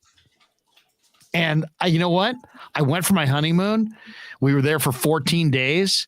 If you had told me then that I was going to be there for another week, I probably would have been like, I don't know. You know what I'm saying? It's like after you go to the beach and you can only get so much sun, then you play a bunch of rounds of golf, and you hang out at the pool, and you go do scuba diving, and you hit the hopper to Molokini, and you've done your snorkeling, and it's time to get the fuck out of there. You know what I mean? It's like, and it's not even about like Hawaii in general. It's sort of like sometimes like if you're like when I had COVID or something, it's like, oh, this is going to be tight. At least I can like, stay home and like watch movies all day. And it's like, that's good for one day. And then you're just like, oh, I need to start doing something with my life that's not just relaxing.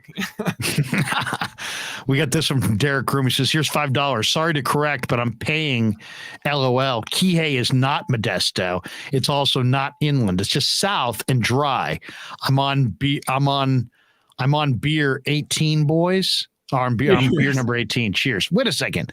It's not inland? I thought Kihei was a little inland. He's single-handedly. It is dry though, dude. It was Modesto. It was so freaking dry. It was not when you're on 18 beers. That's.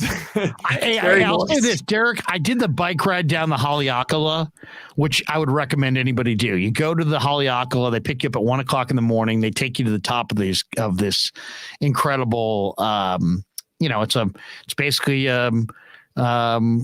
it's a lava shoots everywhere. It's a what's it called with shooting lava everywhere? Dragon? No, you know what? Volcano. Volcano. It's a volcano. It's an active volcano. So we went to the top, and then you're wearing all kinds of clothes, and then you shed some clothes as you go down, and then eventually they take all your heavy stuff off. Now you're wearing, by the time you get to Kihei, you're pretty much wearing shorts and a t-shirt. But I would recommend anybody do it. But when we got to Kihei was dusty, really dusty, and not scenic. And it was hardly like, wow, man, look at this. This is really cool. It was like, you got to be kidding me. So that's all I'll say. I don't have lots of experience in Kihei, but that's that was my Kihei. Nick J's banging on me. He says, every time Larry says Sac State, take a drink. Oh, come on, Nick. Well, I think that's what that guy did. Now he's on 18. You do me that way? He also said, Nick J said, over under on Larry's Sac State drops. 7. 10-0. Nick, don't fucking piss me off, Nick. I'll block you. 10-0. They beat. They went out and beat the number 2 team, right? Or Sac State? Didn't they beat North Dakota? Or who'd they beat the other day? I don't know. Sac State has grown up quite a bit from when I was there. They were Division II. I think they're Division I AA now, aren't they? I think so. Let me see. I know they're 10-0, and they beat somebody big the other day. They beat Portland State. There you go. Oh, Weber State. That was it. That was Big Sky. Big one. Lillard on the road. Yeah. There you go. Do you guys know the superstar NBA player who played at Weber State? Yes. Dame. Don't say it. Don't say it. Did you already say it? I already said it. Oh, did you? Oh. Of course we know that. You know Damian Lillard? Yeah. All right. That's easy. Danny just had to blurt it out. Well, who were you talking to? The I was talking to Rye or you. But then I was hoping that maybe one of you wouldn't know. Oh, no. That's he was Juwai is bringing back up the Dre ejection. He says, I was so pissed. I got to say the NBA has like kind of inoculated me towards being that upset about this, because now in the NBA, it's like, even if you like graze your hand on, as long as it's on someone's head or neck area. I think he's talking about Greenlaw. No, I know. Oh. But like in the NBA, okay. You know what I mean? If you just like slightly touch someone in the face, they just go like this, then it just is free throws now. There's nothing you can do about it. And so it's like kind of gotten me used to this, like, like that wasn't Dre's fault, but I guess that's just how they're calling it. Play that Jimmy Ward. I think if you flop or act, you ought to get penalized. I think that's what made Jimmy Ward pissed. Play that Jimmy Ward thing I sent you. It's hilarious. Okay. It makes me kind of like, Anonymous says, I used to take my kids to the Disney hotel, the Aulani. They could definitely stay there for 3 weeks. My sister and her family went there once as well. It looks kind of nice, but I don't know, man. I'd love to know how much that cost. That's just probably just the biggest ripoff of all time. A Disney Hawaiian vacation. Yeah, that's like just go. Just one or the other. That's just like that. You might as well just sign over your bank account at that point. Oh my God! Yeah. Did I ever tell you? I don't know if I ever told you this. So when my daughter was really young, Ralph Barbieri and I Ralph was on 4 to 7 with Tommy, and I was on 7 to 10. So we would face off, and he found out that that we were going to Disneyland. He's like, oh, Craig, I just went to Disneyland. You gotta go to Toontown, and you gotta do this, so he's telling me all these things. So I'm like, well, we're going next week. He's like, oh, when I get home, I'll leave you a message on your machine. I'm like, all right. So I go home, and it's my work machine, right? My work machine, and I access my machine, and it's like, you have 6 messages. And I'm like, 6 messages? And so and then sure enough, Ralph talking endlessly about Toontown. And then it's like, boop. You ran. Then he'd be like, Krug, it's Ralph again. I'm back. I ran out of time. I was telling you about Toontown. You got to do this. You got to do that. You make sure you get the wristband. Don't do this. Wait in line. Get the hopper. He's giving me all this crap, right? And then all of a sudden it's like, you have run out of time. Boop. So he ran out of time. He went 6 messages. So I go into work the next day. And I'm talking to the guys who run KMBR at the time, Tony Salvador and Bob Agnew. And so I'm telling Agnew, I'm like, Agnew, we're going to Hawaii. We're going to Disneyland next week. I told Ralph, and he's like, oh my God, how many messages did he leave you? I go, he left me 6 voicemails that all filled up my entire voicemail thing. And he goes, 6? He's like, I got to tell Sal, hold on. And he yells down. He's like, Tony, Kruger, come here. Get in here, Tony. Tony comes walking down. And he goes, Kruger, this better be fucking good. And he he goes, Barbieri left him a 6-bagger on Disneyland. He's like, are you fucking kidding me? That fucking guy? He's like, a 6-bagger? No way. Let me hear it. And the 3 of us sat in Agnew's office listening to Ralph. You got to hit Toontown. You got to go to Goofy's Kitchen. And yeah, you're really going to love it. And it's incredible. And the characters are there. And it's a breakfast. And it's a little pricey. So he's telling me this shit. So I go to this breakfast, right? Totally mediocre breakfast. I get the bill. It's me, my wife, and my daughter. $85 for you breakfast. Mean a tank of gas? 85, and this was in 1997. $85 for 3 people to have, a couple pancakes and a waffle and some, fucking couple sausages and a juice. $85 or $88. And I was like, oh, you got to be kidding me. Majors from the local community college. I'm like, Ralph, I go, that was the most overpriced breakfast I've ever had in my entire life. I told you it's a bit pricey. I told you it's going to be a little pricey. Yeah, you don't make the salary I do, Larry. So that's why. I'm like, Ralph. I'm like, my daughter was like, she was like scared by the characters, because she was so young. She was like probably like 3. 3, 4, maybe.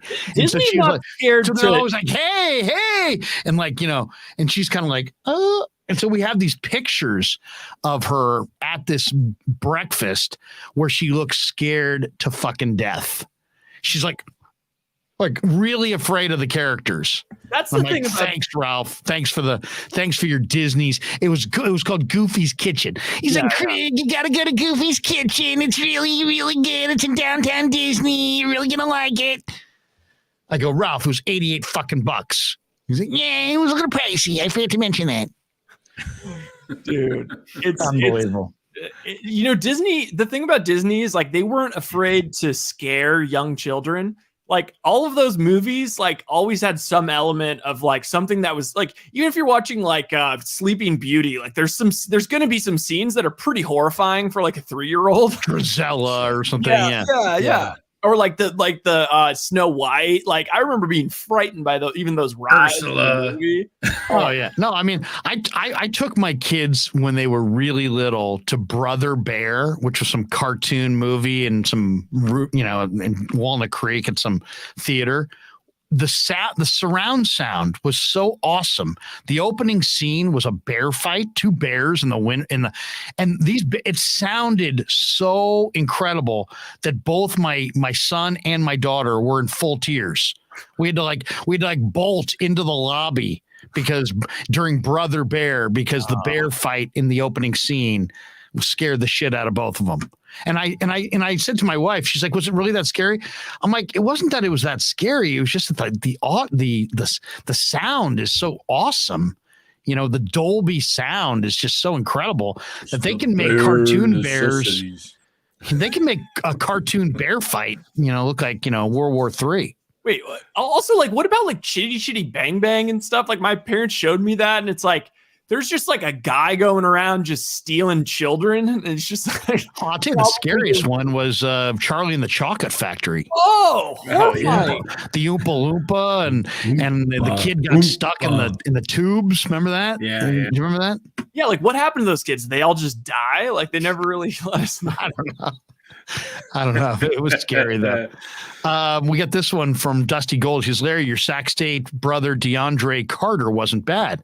Your Sac State Hornets are 10-0. Yeah, DeAndre Carter made some plays tonight for the Chargers. Yeah, he did. He's got some talent. He's a nice kid too. Really nice kid. I say kid. He's probably 35 at this point. Hey, DJ Venus says, where did I see it? I finally I sent you a trade request a couple of days ago, never answered it, but he says Niners are going to the Super Bowl. You need a quarterback. You got Russell Wilson as your quarterback in fantasy and David Carr. Danny's just endlessly trying to make these fantasy trades. I'll give you Danny, you literally could be on your deathbed and you'd be like, I think, wait a second. I think he's still with us. And all of a sudden you'd be like, I'll give you D-Hop and Walker from Murray. Trust me, Marquise Brown will help you come playoffs. He'll be on IR for only 4 more weeks. Just I have a second defense that I'll throw in. Hey, I never played fantasy football, but as an 8-year-old, like 50 plus years ago, I was making deals for the Giants. I've always wanted to be a GM. So now I'm tell you my story about how I took this kid for such a ride in like the 5th grade that he cried. He went home. He told his mom, and his mom called my mom and made me reverse the trade. Did I ever tell you that one? What kind of trade did you make? Oh, it was great. It was awesome. This Twinkies kid for ho-hos or something like that? No, it was better than that. It was better than that. This kid had some incredible baseball cards. Oh. I had brought, because I saw that some of the kids were really stupid. So I took some of my sister's Charlie's Angels cards, and I took some of the Star Wars cards, and I put a few of them in the back of my rubber band, stack of cards. And this kid traded me an all-star Steve Garvey for like some Chewbacca card, right? Right? Jackass. You're trading baseball cards for Chewbacca, And so I'm like, you're a moron. But you know what? There you go. Enjoy your your Cheryl Ladd card and your Chewbacca while I'm got your Steve Garvey All-Star. And so then we're having dinner. The phone rings that are definitely cocaine.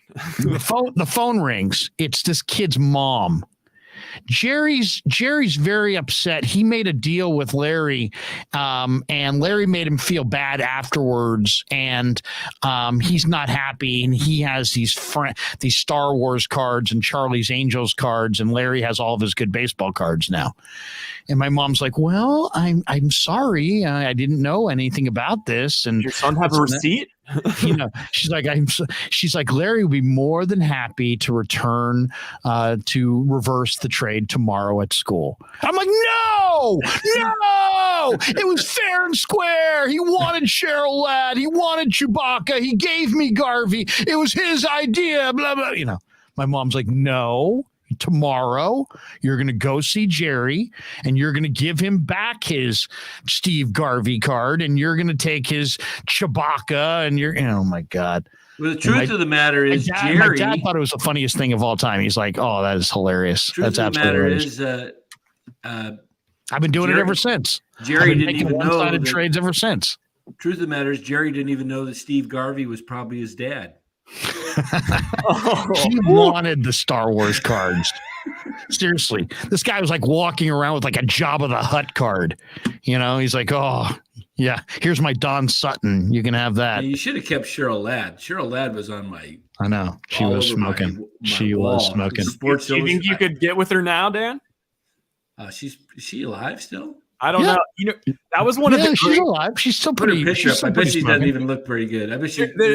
One of Adam I'm Carolla's, sure she looks good. I don't quote Adam Carolla. Heather Locklear was pretty hot though. She went to UCLA. Wait, you guys got to dig this. You guys Farrah Fawcett, I think you're talking about Farrah Fawcett. Heather Locklear was. Yeah, it's a different era altogether. Okay, Dan, keep your pants on. Adam Carolla, one of his funny things that I do like to quote is he has this thing where you're growing up and there's all these people on, women on TV and stuff that you just have these massive crushes on. But at some point in life, you reach a certain amount of success and it's like a graph and they get older and less relevant and less successful. And eventually there will be a point where you meet and you actually can probably get with them. So that's why I asked Dan, do you think that you have enough clout in your Boca Vista? Do you think that you could pull it off? Even if she's 90? How old is she? Let's see. I pulled up some pictures. No, she's not these got to be old. No, she still looks pretty good. Oh, believe me. If you saw Cheryl Ladd at the, La Boca Vista there, she'd be the hottest thing at the pool. Anonymous Larry, $150 at the Aulani for breakfast for 4 of us. Yeah. Sounds about right.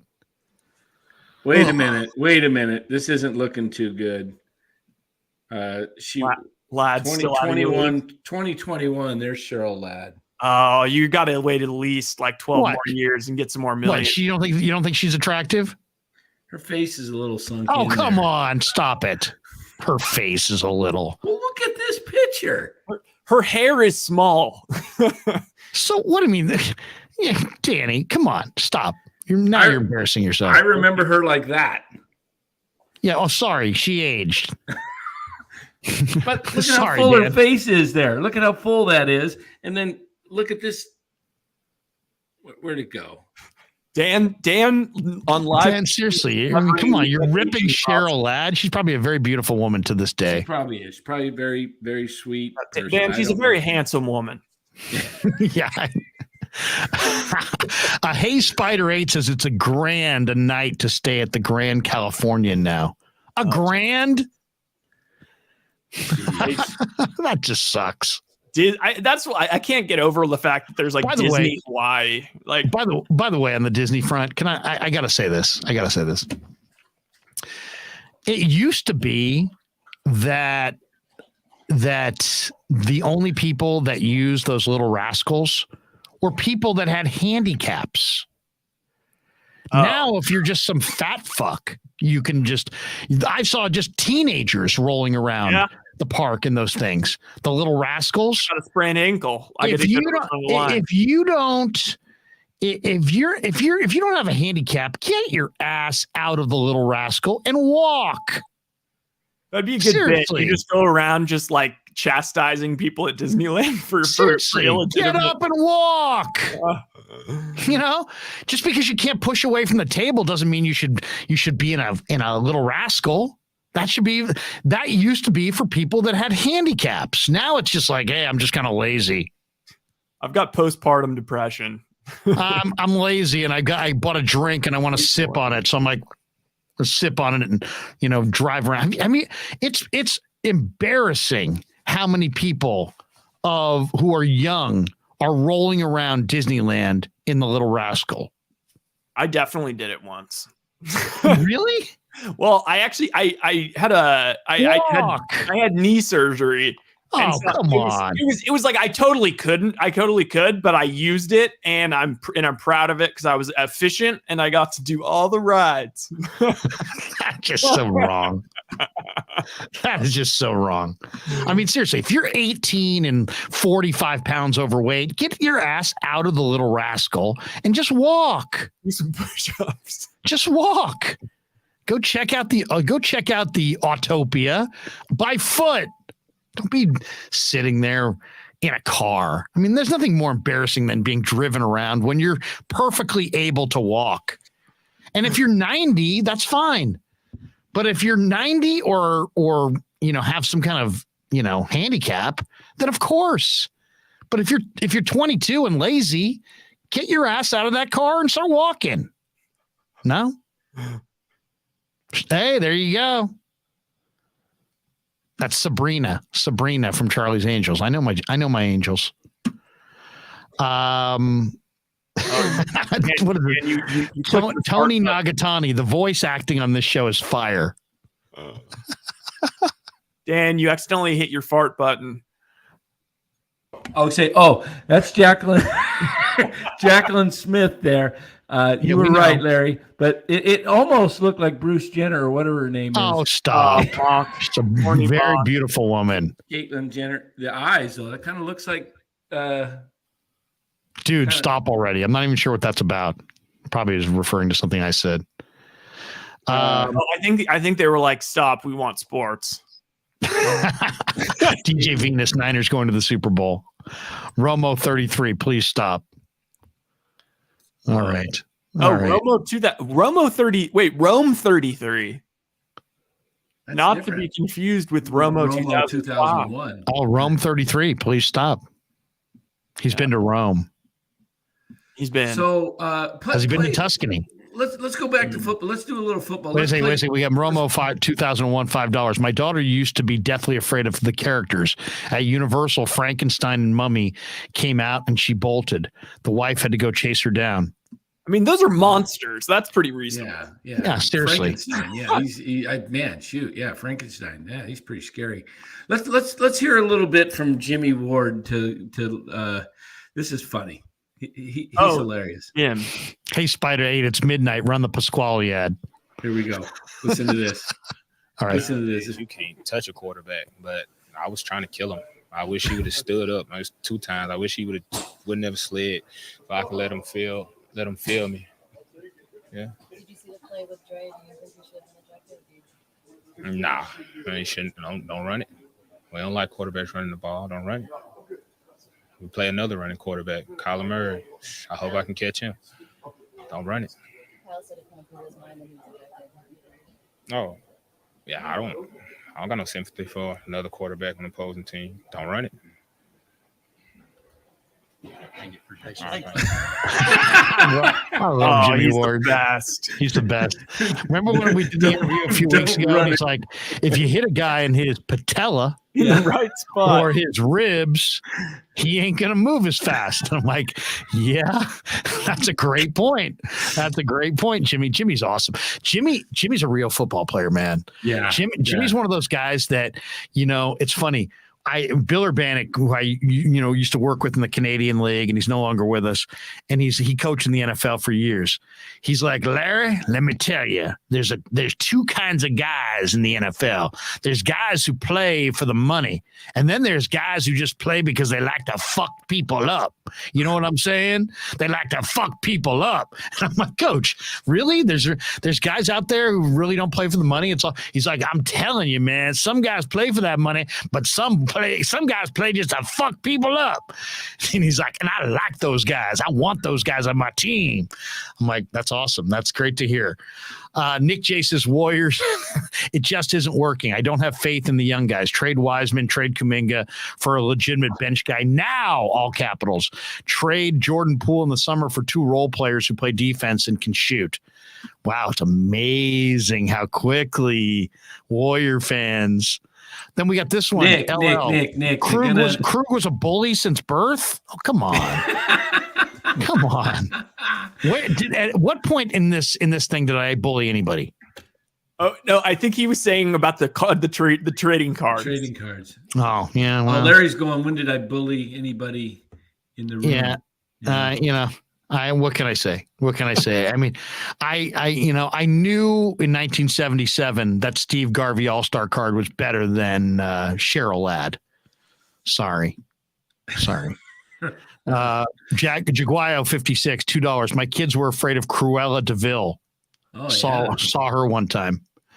I would tell you one time there was a line when my daughter was really little to go sign it was like a Disney princess's autograph station, and the station, guys, I'm not even kidding. We're talking about like 150 people in line.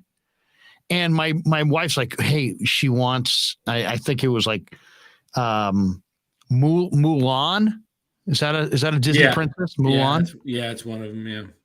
The fact that Danny knows that is really sad. I have. You know how many daughters I have? I have 4 yeah, daughters. That's it. Mulan's it. Yep, Mulan. Danny's gonna want to make a fantasy trade for Mulan.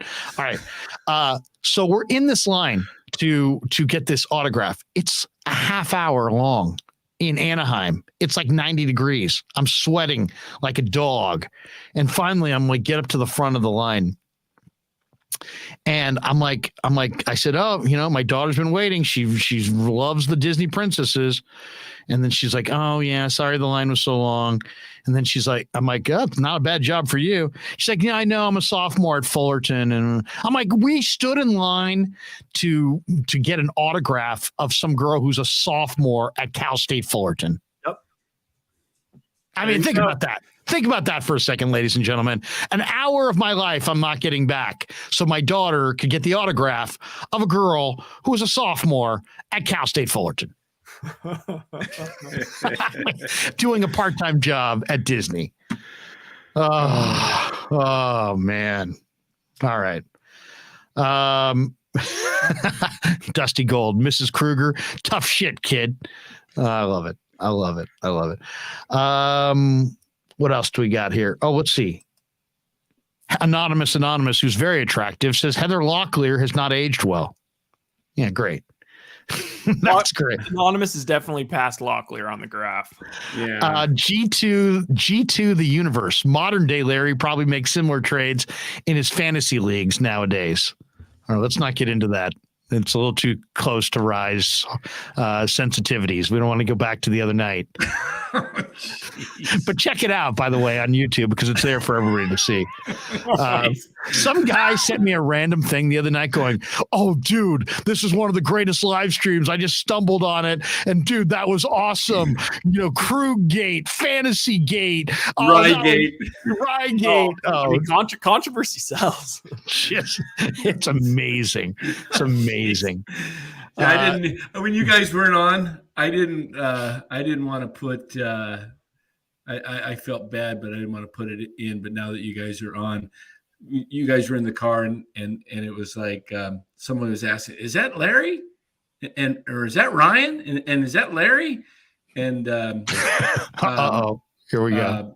Calba said, yeah, that's Larry and Lion Ryan. Damn. Ryan the Liar. It's like the kind of like nickname that like Donald Trump or the Skip Taylor. cheater. Something. I can't even remember. It was pretty funny. That's bad. Jimmy P's Aquariums. I do Cheryl Ladd all day long. Nice. That's nice. That's a great. I'm sure you're proud. I'm sure you and your family are very proud. I'm sure she feels exactly the same about Jimmy P's Aquariums. Eric L. If the Giants sign someone big, when do you expect the news to break? Well, that's a good question. What do you guys think? Opening day when Farhan, has people on the ownership group telling him he's a jackass. No, we just signed Humphrey Bogarts, but we weren't able to get Xander Bogarts, but we got Humphrey Bogarts. And all I gotta say is the Giants better sign somebody this year. If they try to run it back with more Padlo, Papirski, Fairchild, I mean, will be a uprising. There will be blood. They've got to get one of either Judge or one of the shortstops or DeGrom or Verlander. If they don't get one of those guys, I hate to be like Bill Urbanek, but Farhan, don't tell me you tried. Get her done. Get her done. I'd be like, Coach. He'd be like, Larry, I want this game plan. I want it done before you leave. I'd be like, Coach, I'll try. He's like, Larry, don't try. Get her done. I wish that when California or when betting becomes even bigger, they're going to have such crazy stuff. They're going to have will the Giants sign Aaron Judge and give you a yes and a no. I can't wait till that day when I can just start betting no and putting my life savings on it. Cause it's just why are we just being teased? Wait a minute. I don't even know. By the way, people are not quoting me. Matthew Mears, Larry said fat fuck. Hey, Spider 8, use crutches, you puss. I mean, it's a beautiful world out there. We've got a lot anonymous. By the way, Larry, were you pretty psyched about Jock? Really? Well, here's the thing about that. It ain't my money. Yeah. Do I look at that as an overpay? Yeah, I do. But you know what? I know the Giants owners, and they're unbelievably rich. And Jock at least is entertaining. Jock was an all-star. Jock can hit the ball over the fence. Jock actually is got some talent, you know? So yeah, I actually think that was Farhan maybe getting word that Jock doesn't want to come back. And so he just said, you know what? If this guy really wants to leave, we'll let him leave, but we're getting draft pick compensation. I think that was all about the pick. I think they offered him that money because they're buying themselves a pick. So if he leaves, I think he's going to probably sign it, though. Well, he's going to sign it. Of course, he's going to sign it. What if the Giants just if he was hell bent on leaving, they get the pick.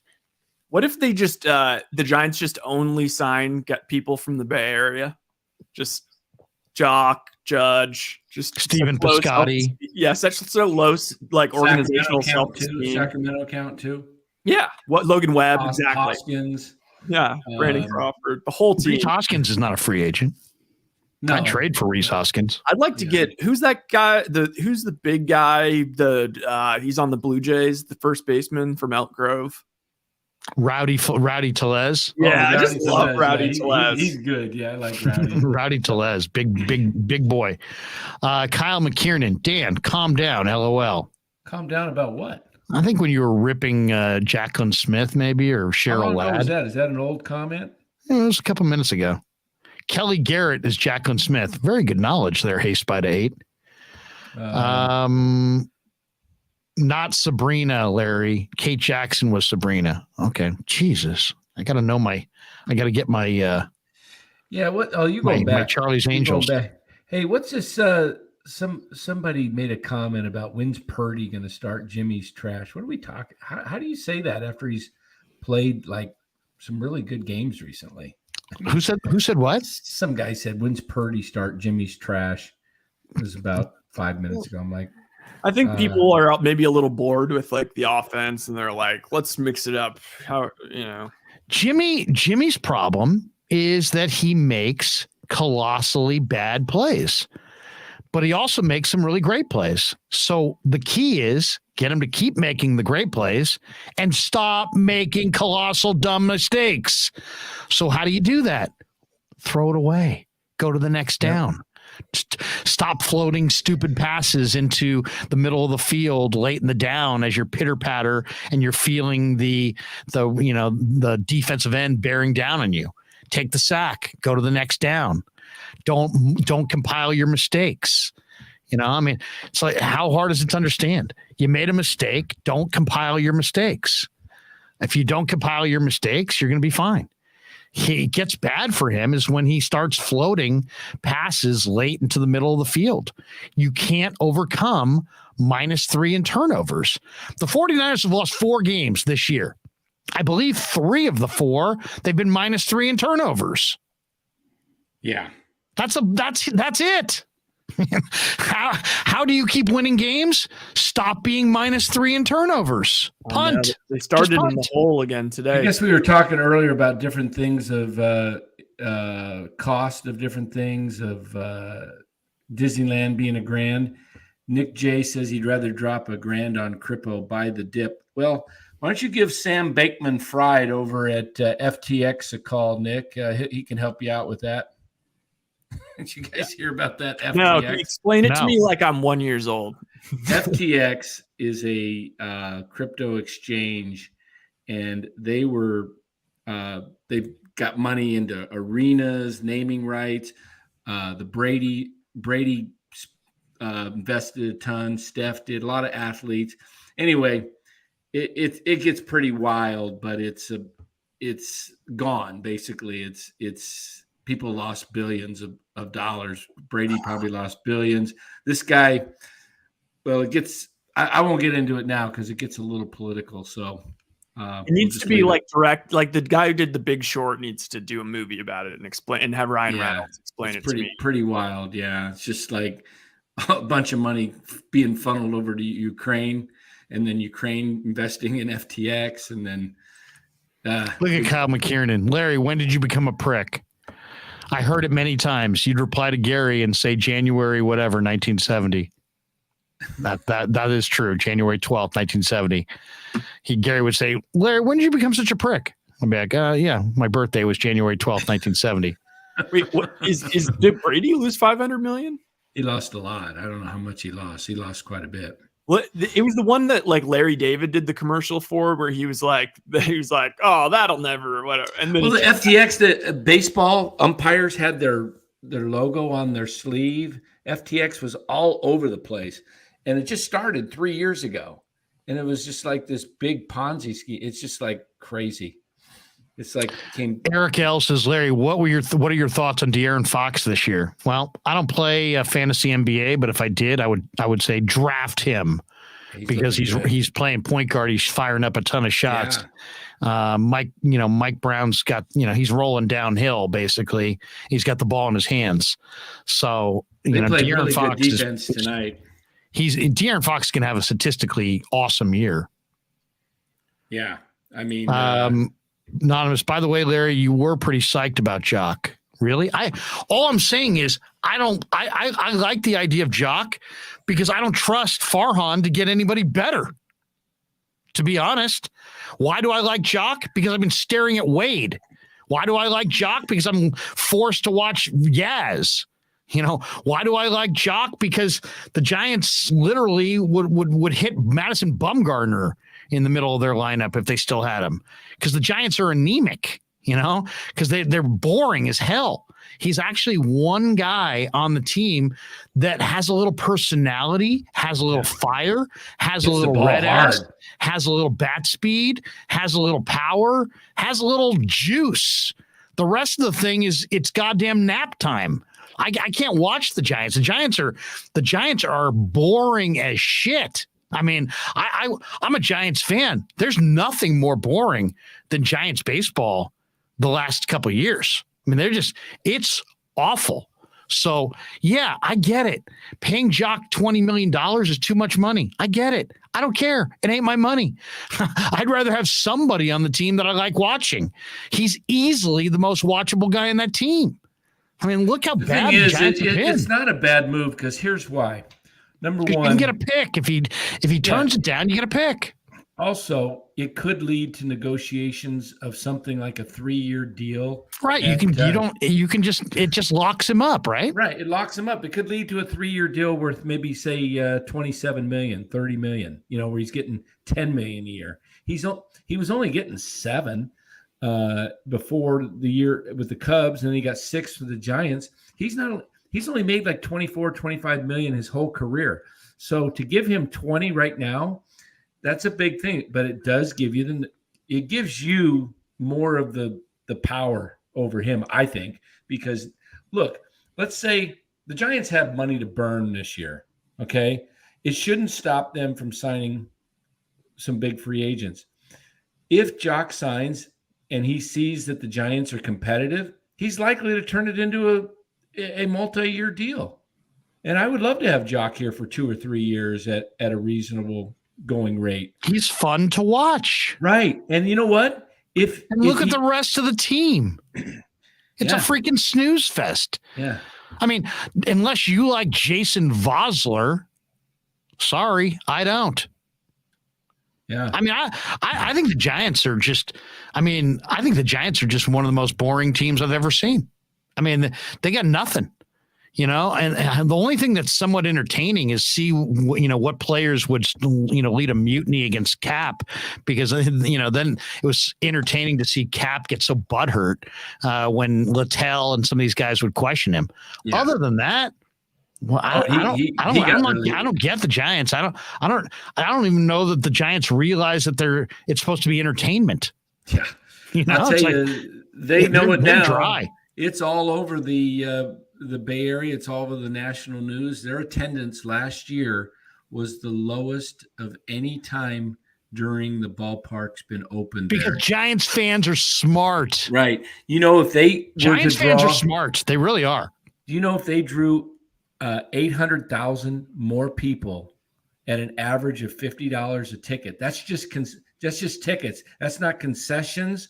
That's not merchandise. That's $40 million more dollars. That pays basically Judge's salary. So, there's no question that Judge pays for himself. It's just a matter of what other players is Judge going to demand that you sign before he signs, and to me, how the first guy I'm willing going to are get the Giants to do that. I'm out there getting Correa or Turner, Trey Turner or Carlos Correa. To me, you get one of those guys, then who's the guy that's going to make Judge say, you know what, the Giants are really competitive. I'm going there. I think who's going to do, like, what signing could they make that would actually move the needle for him? I wonder. I don't know if it's just one, but if you had two, like if would it be Rizzo because he knows Rizzo? Would it be DeGrom because he understands? Would it be a pitcher? Would it be somebody who can protect him in the lineup? I'm really eager to know what he would want. I think it would be like, for me, it would be like Correa and Nemo, because now you can put Nemo in the leadoff. You can put Correa probably 2 or 3. Judge right there at the top. You could put Jock behind him if you're facing a righty. I mean, now you've got 4 guys that are, could be pretty dangerous, because Nemo's a guy that gets on base and he's got a lot of speed. Plus he's, covers center field, a lot of ground. So to me, Val Ramos is saying Correa. Yeah, that's who I like. I like Correa, and I like, Anonymous. He disagrees with everything we say. Nemo sucks, Dan. Actually, he's one of the higher sought out people in all of baseball. I'm. Wait a second. Do we have Nemo's stats there? I mean, first of all, center field is a tough spot to fill. Second of all, there's very few guys who can play, defensively and give you some offense. I'd rather have Cody Bellinger, because I think Bellinger is a better defender and has a lot of upside. But I wouldn't be ripping Brandon Nemo. Nemo last year played in 151 games. Like 18 bombs, something like that, right? 600. I don't think he was a big home run. Oh, he hit 16 homers. 16 homers, 673 plate appearances, 580 at bats, 102 runs, 159 hits, 16 homers, 64 RBIs with a batting average of 269 and an on-base percentage of 385. That's pretty good, 385. No doubt. That is really solid. I mean, it also is just about the fact that there's just not a lot of center fielders out there, period. There's just not a center field, shortstop, catcher. Those are the spots that are the middle of the diamond. It's hard to find guys who can play in the middle of the diamond and play well. Simple as that. Let's do this. Let's play our spots right here. We'll come back with some final thoughts after this on The Krug Show. Larry Kruger here for Telmetrics. Thanks to Casey Bateman and the good people at Telmetrics. If you're an occupational therapist, if you're an orthopedic surgeon, a chiropractor, a physical therapist of any kind, Telmetrics is designed for you to use in your practice and will greatly benefit your patients. Telmetrics uses computer vision and artificial intelligence and provides a platform for outpatient rehab therapy services, both in the clinical and the telehealth environments. So using Telmetrics can improve your patient's experience and much more. So for all your sports injury needs, or if you're a physical rehabilitation specialist of any kind, make sure you use telmetrics.co, TELMETRIX.co. And thanks to Casey Bateman and all the good people at Telmetrics for being a proud sponsor of the crew. I'd like to thank our sponsor, Dan Coach Emilio. Dan is a buddy, and he is a phenomenal retirement planning specialist. And you can contact him today at securemoney.com, or at his number 925 925-628-9966. There's a lot of uncertainty in our world right now, and you want to make sure that your money is secure. That is the key. Danny's got 25 years of experience, born and raised right here in the Bay Area, and he can help you get an immediate 10% premium bonus on your principal retirement account. So give him a call, 925-628-9966. He'll make an appointment with you, and you can sit down. It's not a one-size-fits-all kind of a deal. He'll consult with you and come up with a strategy to get you going to where you want to be. Once again, 925-628-9966, securemoney.com on the web. And thanks to Tony Casera and the good people at Casera's Italian Menswear. They are housing the Krug Show t-shirts, and they're a proud sponsor of the show as well. The Krug Show t-shirt, the Krug Show podcast t-shirt is available there at their store in Dublin. Their address is 7372 San Ramon Road in Dublin, California. And go see Tony Casera and get yourself a Krug Show t-shirt and support the show. And special thanks to our sponsor, New York Style Italian Sausage. That's right, NewYorkStyleSausage.com is their website. Phenomenal product, whether it's the breakfast sausage, the Italian mild, the Italian spicy, the chorizo. You cannot go wrong with New York Style Italian Sausage. Once again, NewYorkStyleSausage.com. Often imitated, never equaled.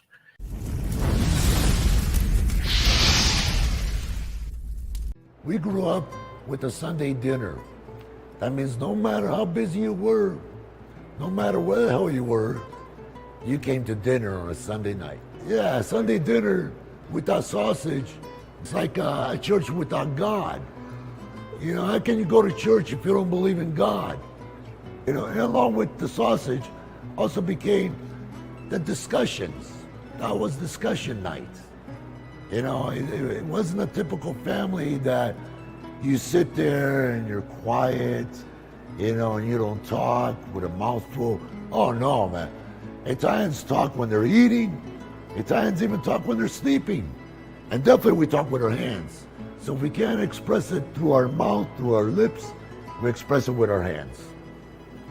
So, and that's what sausage is, really. It's an expression, you know, that life is good.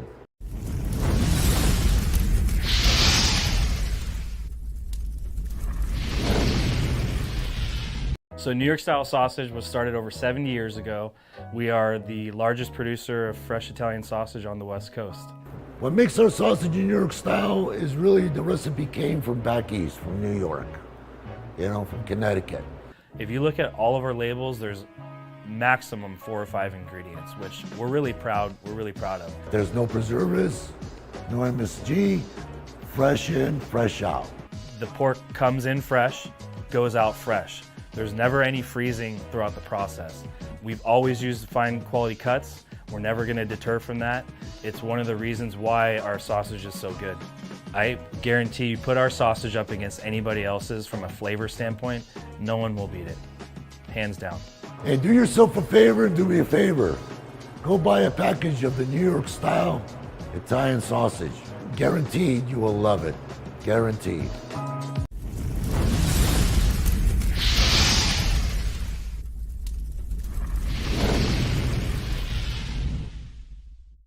We're coming down the home stretch, 2 hours and 41 minutes into our live stream. It's 12:36 in the morning. Now 1:36 in Arizona.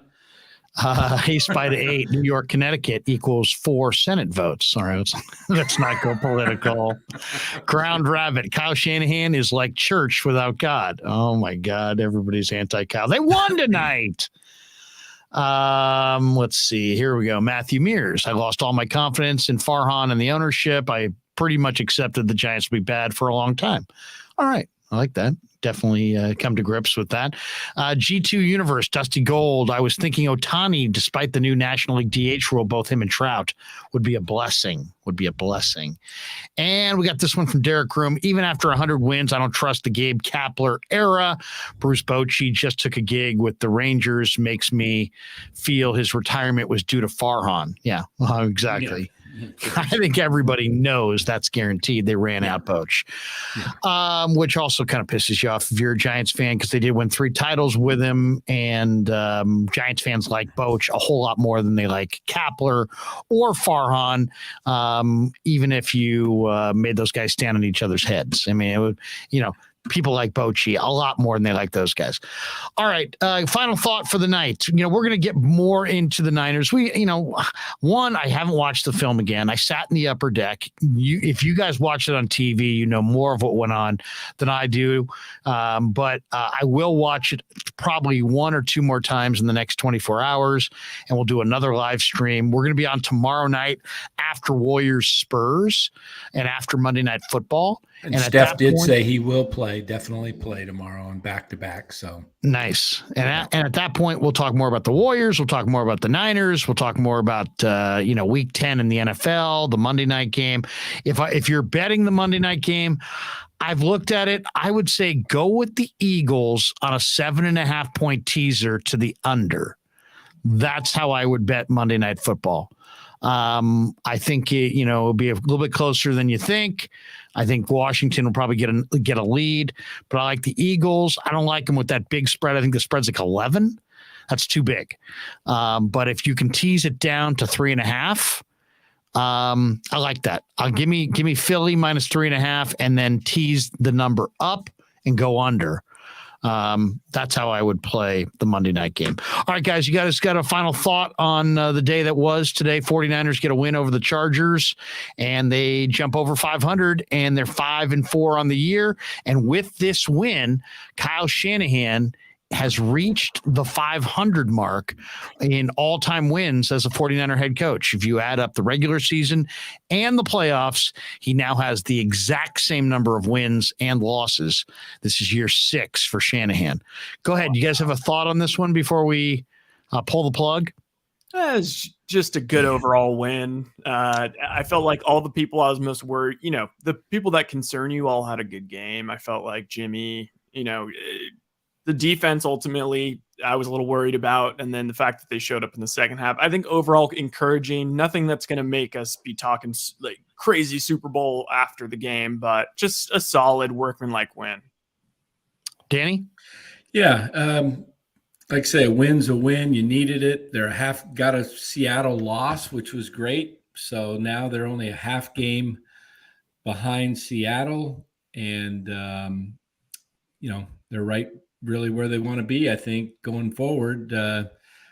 Go into Mexico City next week and Monday night game and win that one, and put away Arizona and just keep moving forward. Run ups. Seattle just won 6 in a row before losing today. Niners should be able to put together 5 or 6 in a row. I want to see that. And final thought would be, pretty down week in the fantasy football world in the Krug League. A lot of people only scored about 80, 90 points, 100 points. And looks like Pasquale's team put together a monster performance today and scored 150. So shout out to Pasquale's Monster Sausages for just all bringing it together in week 10. I miss the tech-savvy stormtroopers. Yeah. I'm just glad that we can talk fantasy without there being a huge investigation. All right, all right, and then I'm going to hit the. Our league is really good, except if your name's Calba, and then you get host. No, I'm just joking. But Calba did lose to me today, fair and square. I beat him. Wait a minute. Let me look at that up. I'm going to check the transaction. I beat him, and I made no transactions within the game. No, but I will say this. Vicky says, thanks, guys. Have a great night. Vicky, we thank you. Thanks to everybody in the chat. I'll say this. It's time for the Niners to start stacking wins. And this was a great start, and Arizona's next. So, and then I'll say this. I'm really, really happy for Juwan Jennings because there's been a lot of OBJ talk, and there's even people whispering about how, the Niners are unhappy with Juwan Jennings. And I think, whatever, I don't know where that came from. I never put a lot of credence into it, but Juwan Jennings is exactly the player that we saw tonight. where he's tough. He makes big catches. You can depend on him in the clutch. He's very popular with his teammates. Yeah, he doesn't run a great 40 time. Yeah, OBJ's got a better football card than he does. But you know what? Juwan Jennings. Does he have a better card than Cheryl Ladd? No, that's right. G2 Universe, the universe says Mr. Third Down, Juwan Jennings. Matthew Mears, Jennings is solid when he doesn't drop balls. No, but I was happy for Juwan Jennings because you know what? He's a self-made player, and I respect the hell out of him. So, all right, that does it for us. Thanks to everybody. We will see you tomorrow with much more from the Krug Show. For Danny and Rye, I'm Larry. Have a great night, everybody. Yeah, never met a man I've been scared of. Careful, you gon' get exactly what you asked for. Careful, whatever you bring me getting handled. I answer to no one, I don't need that.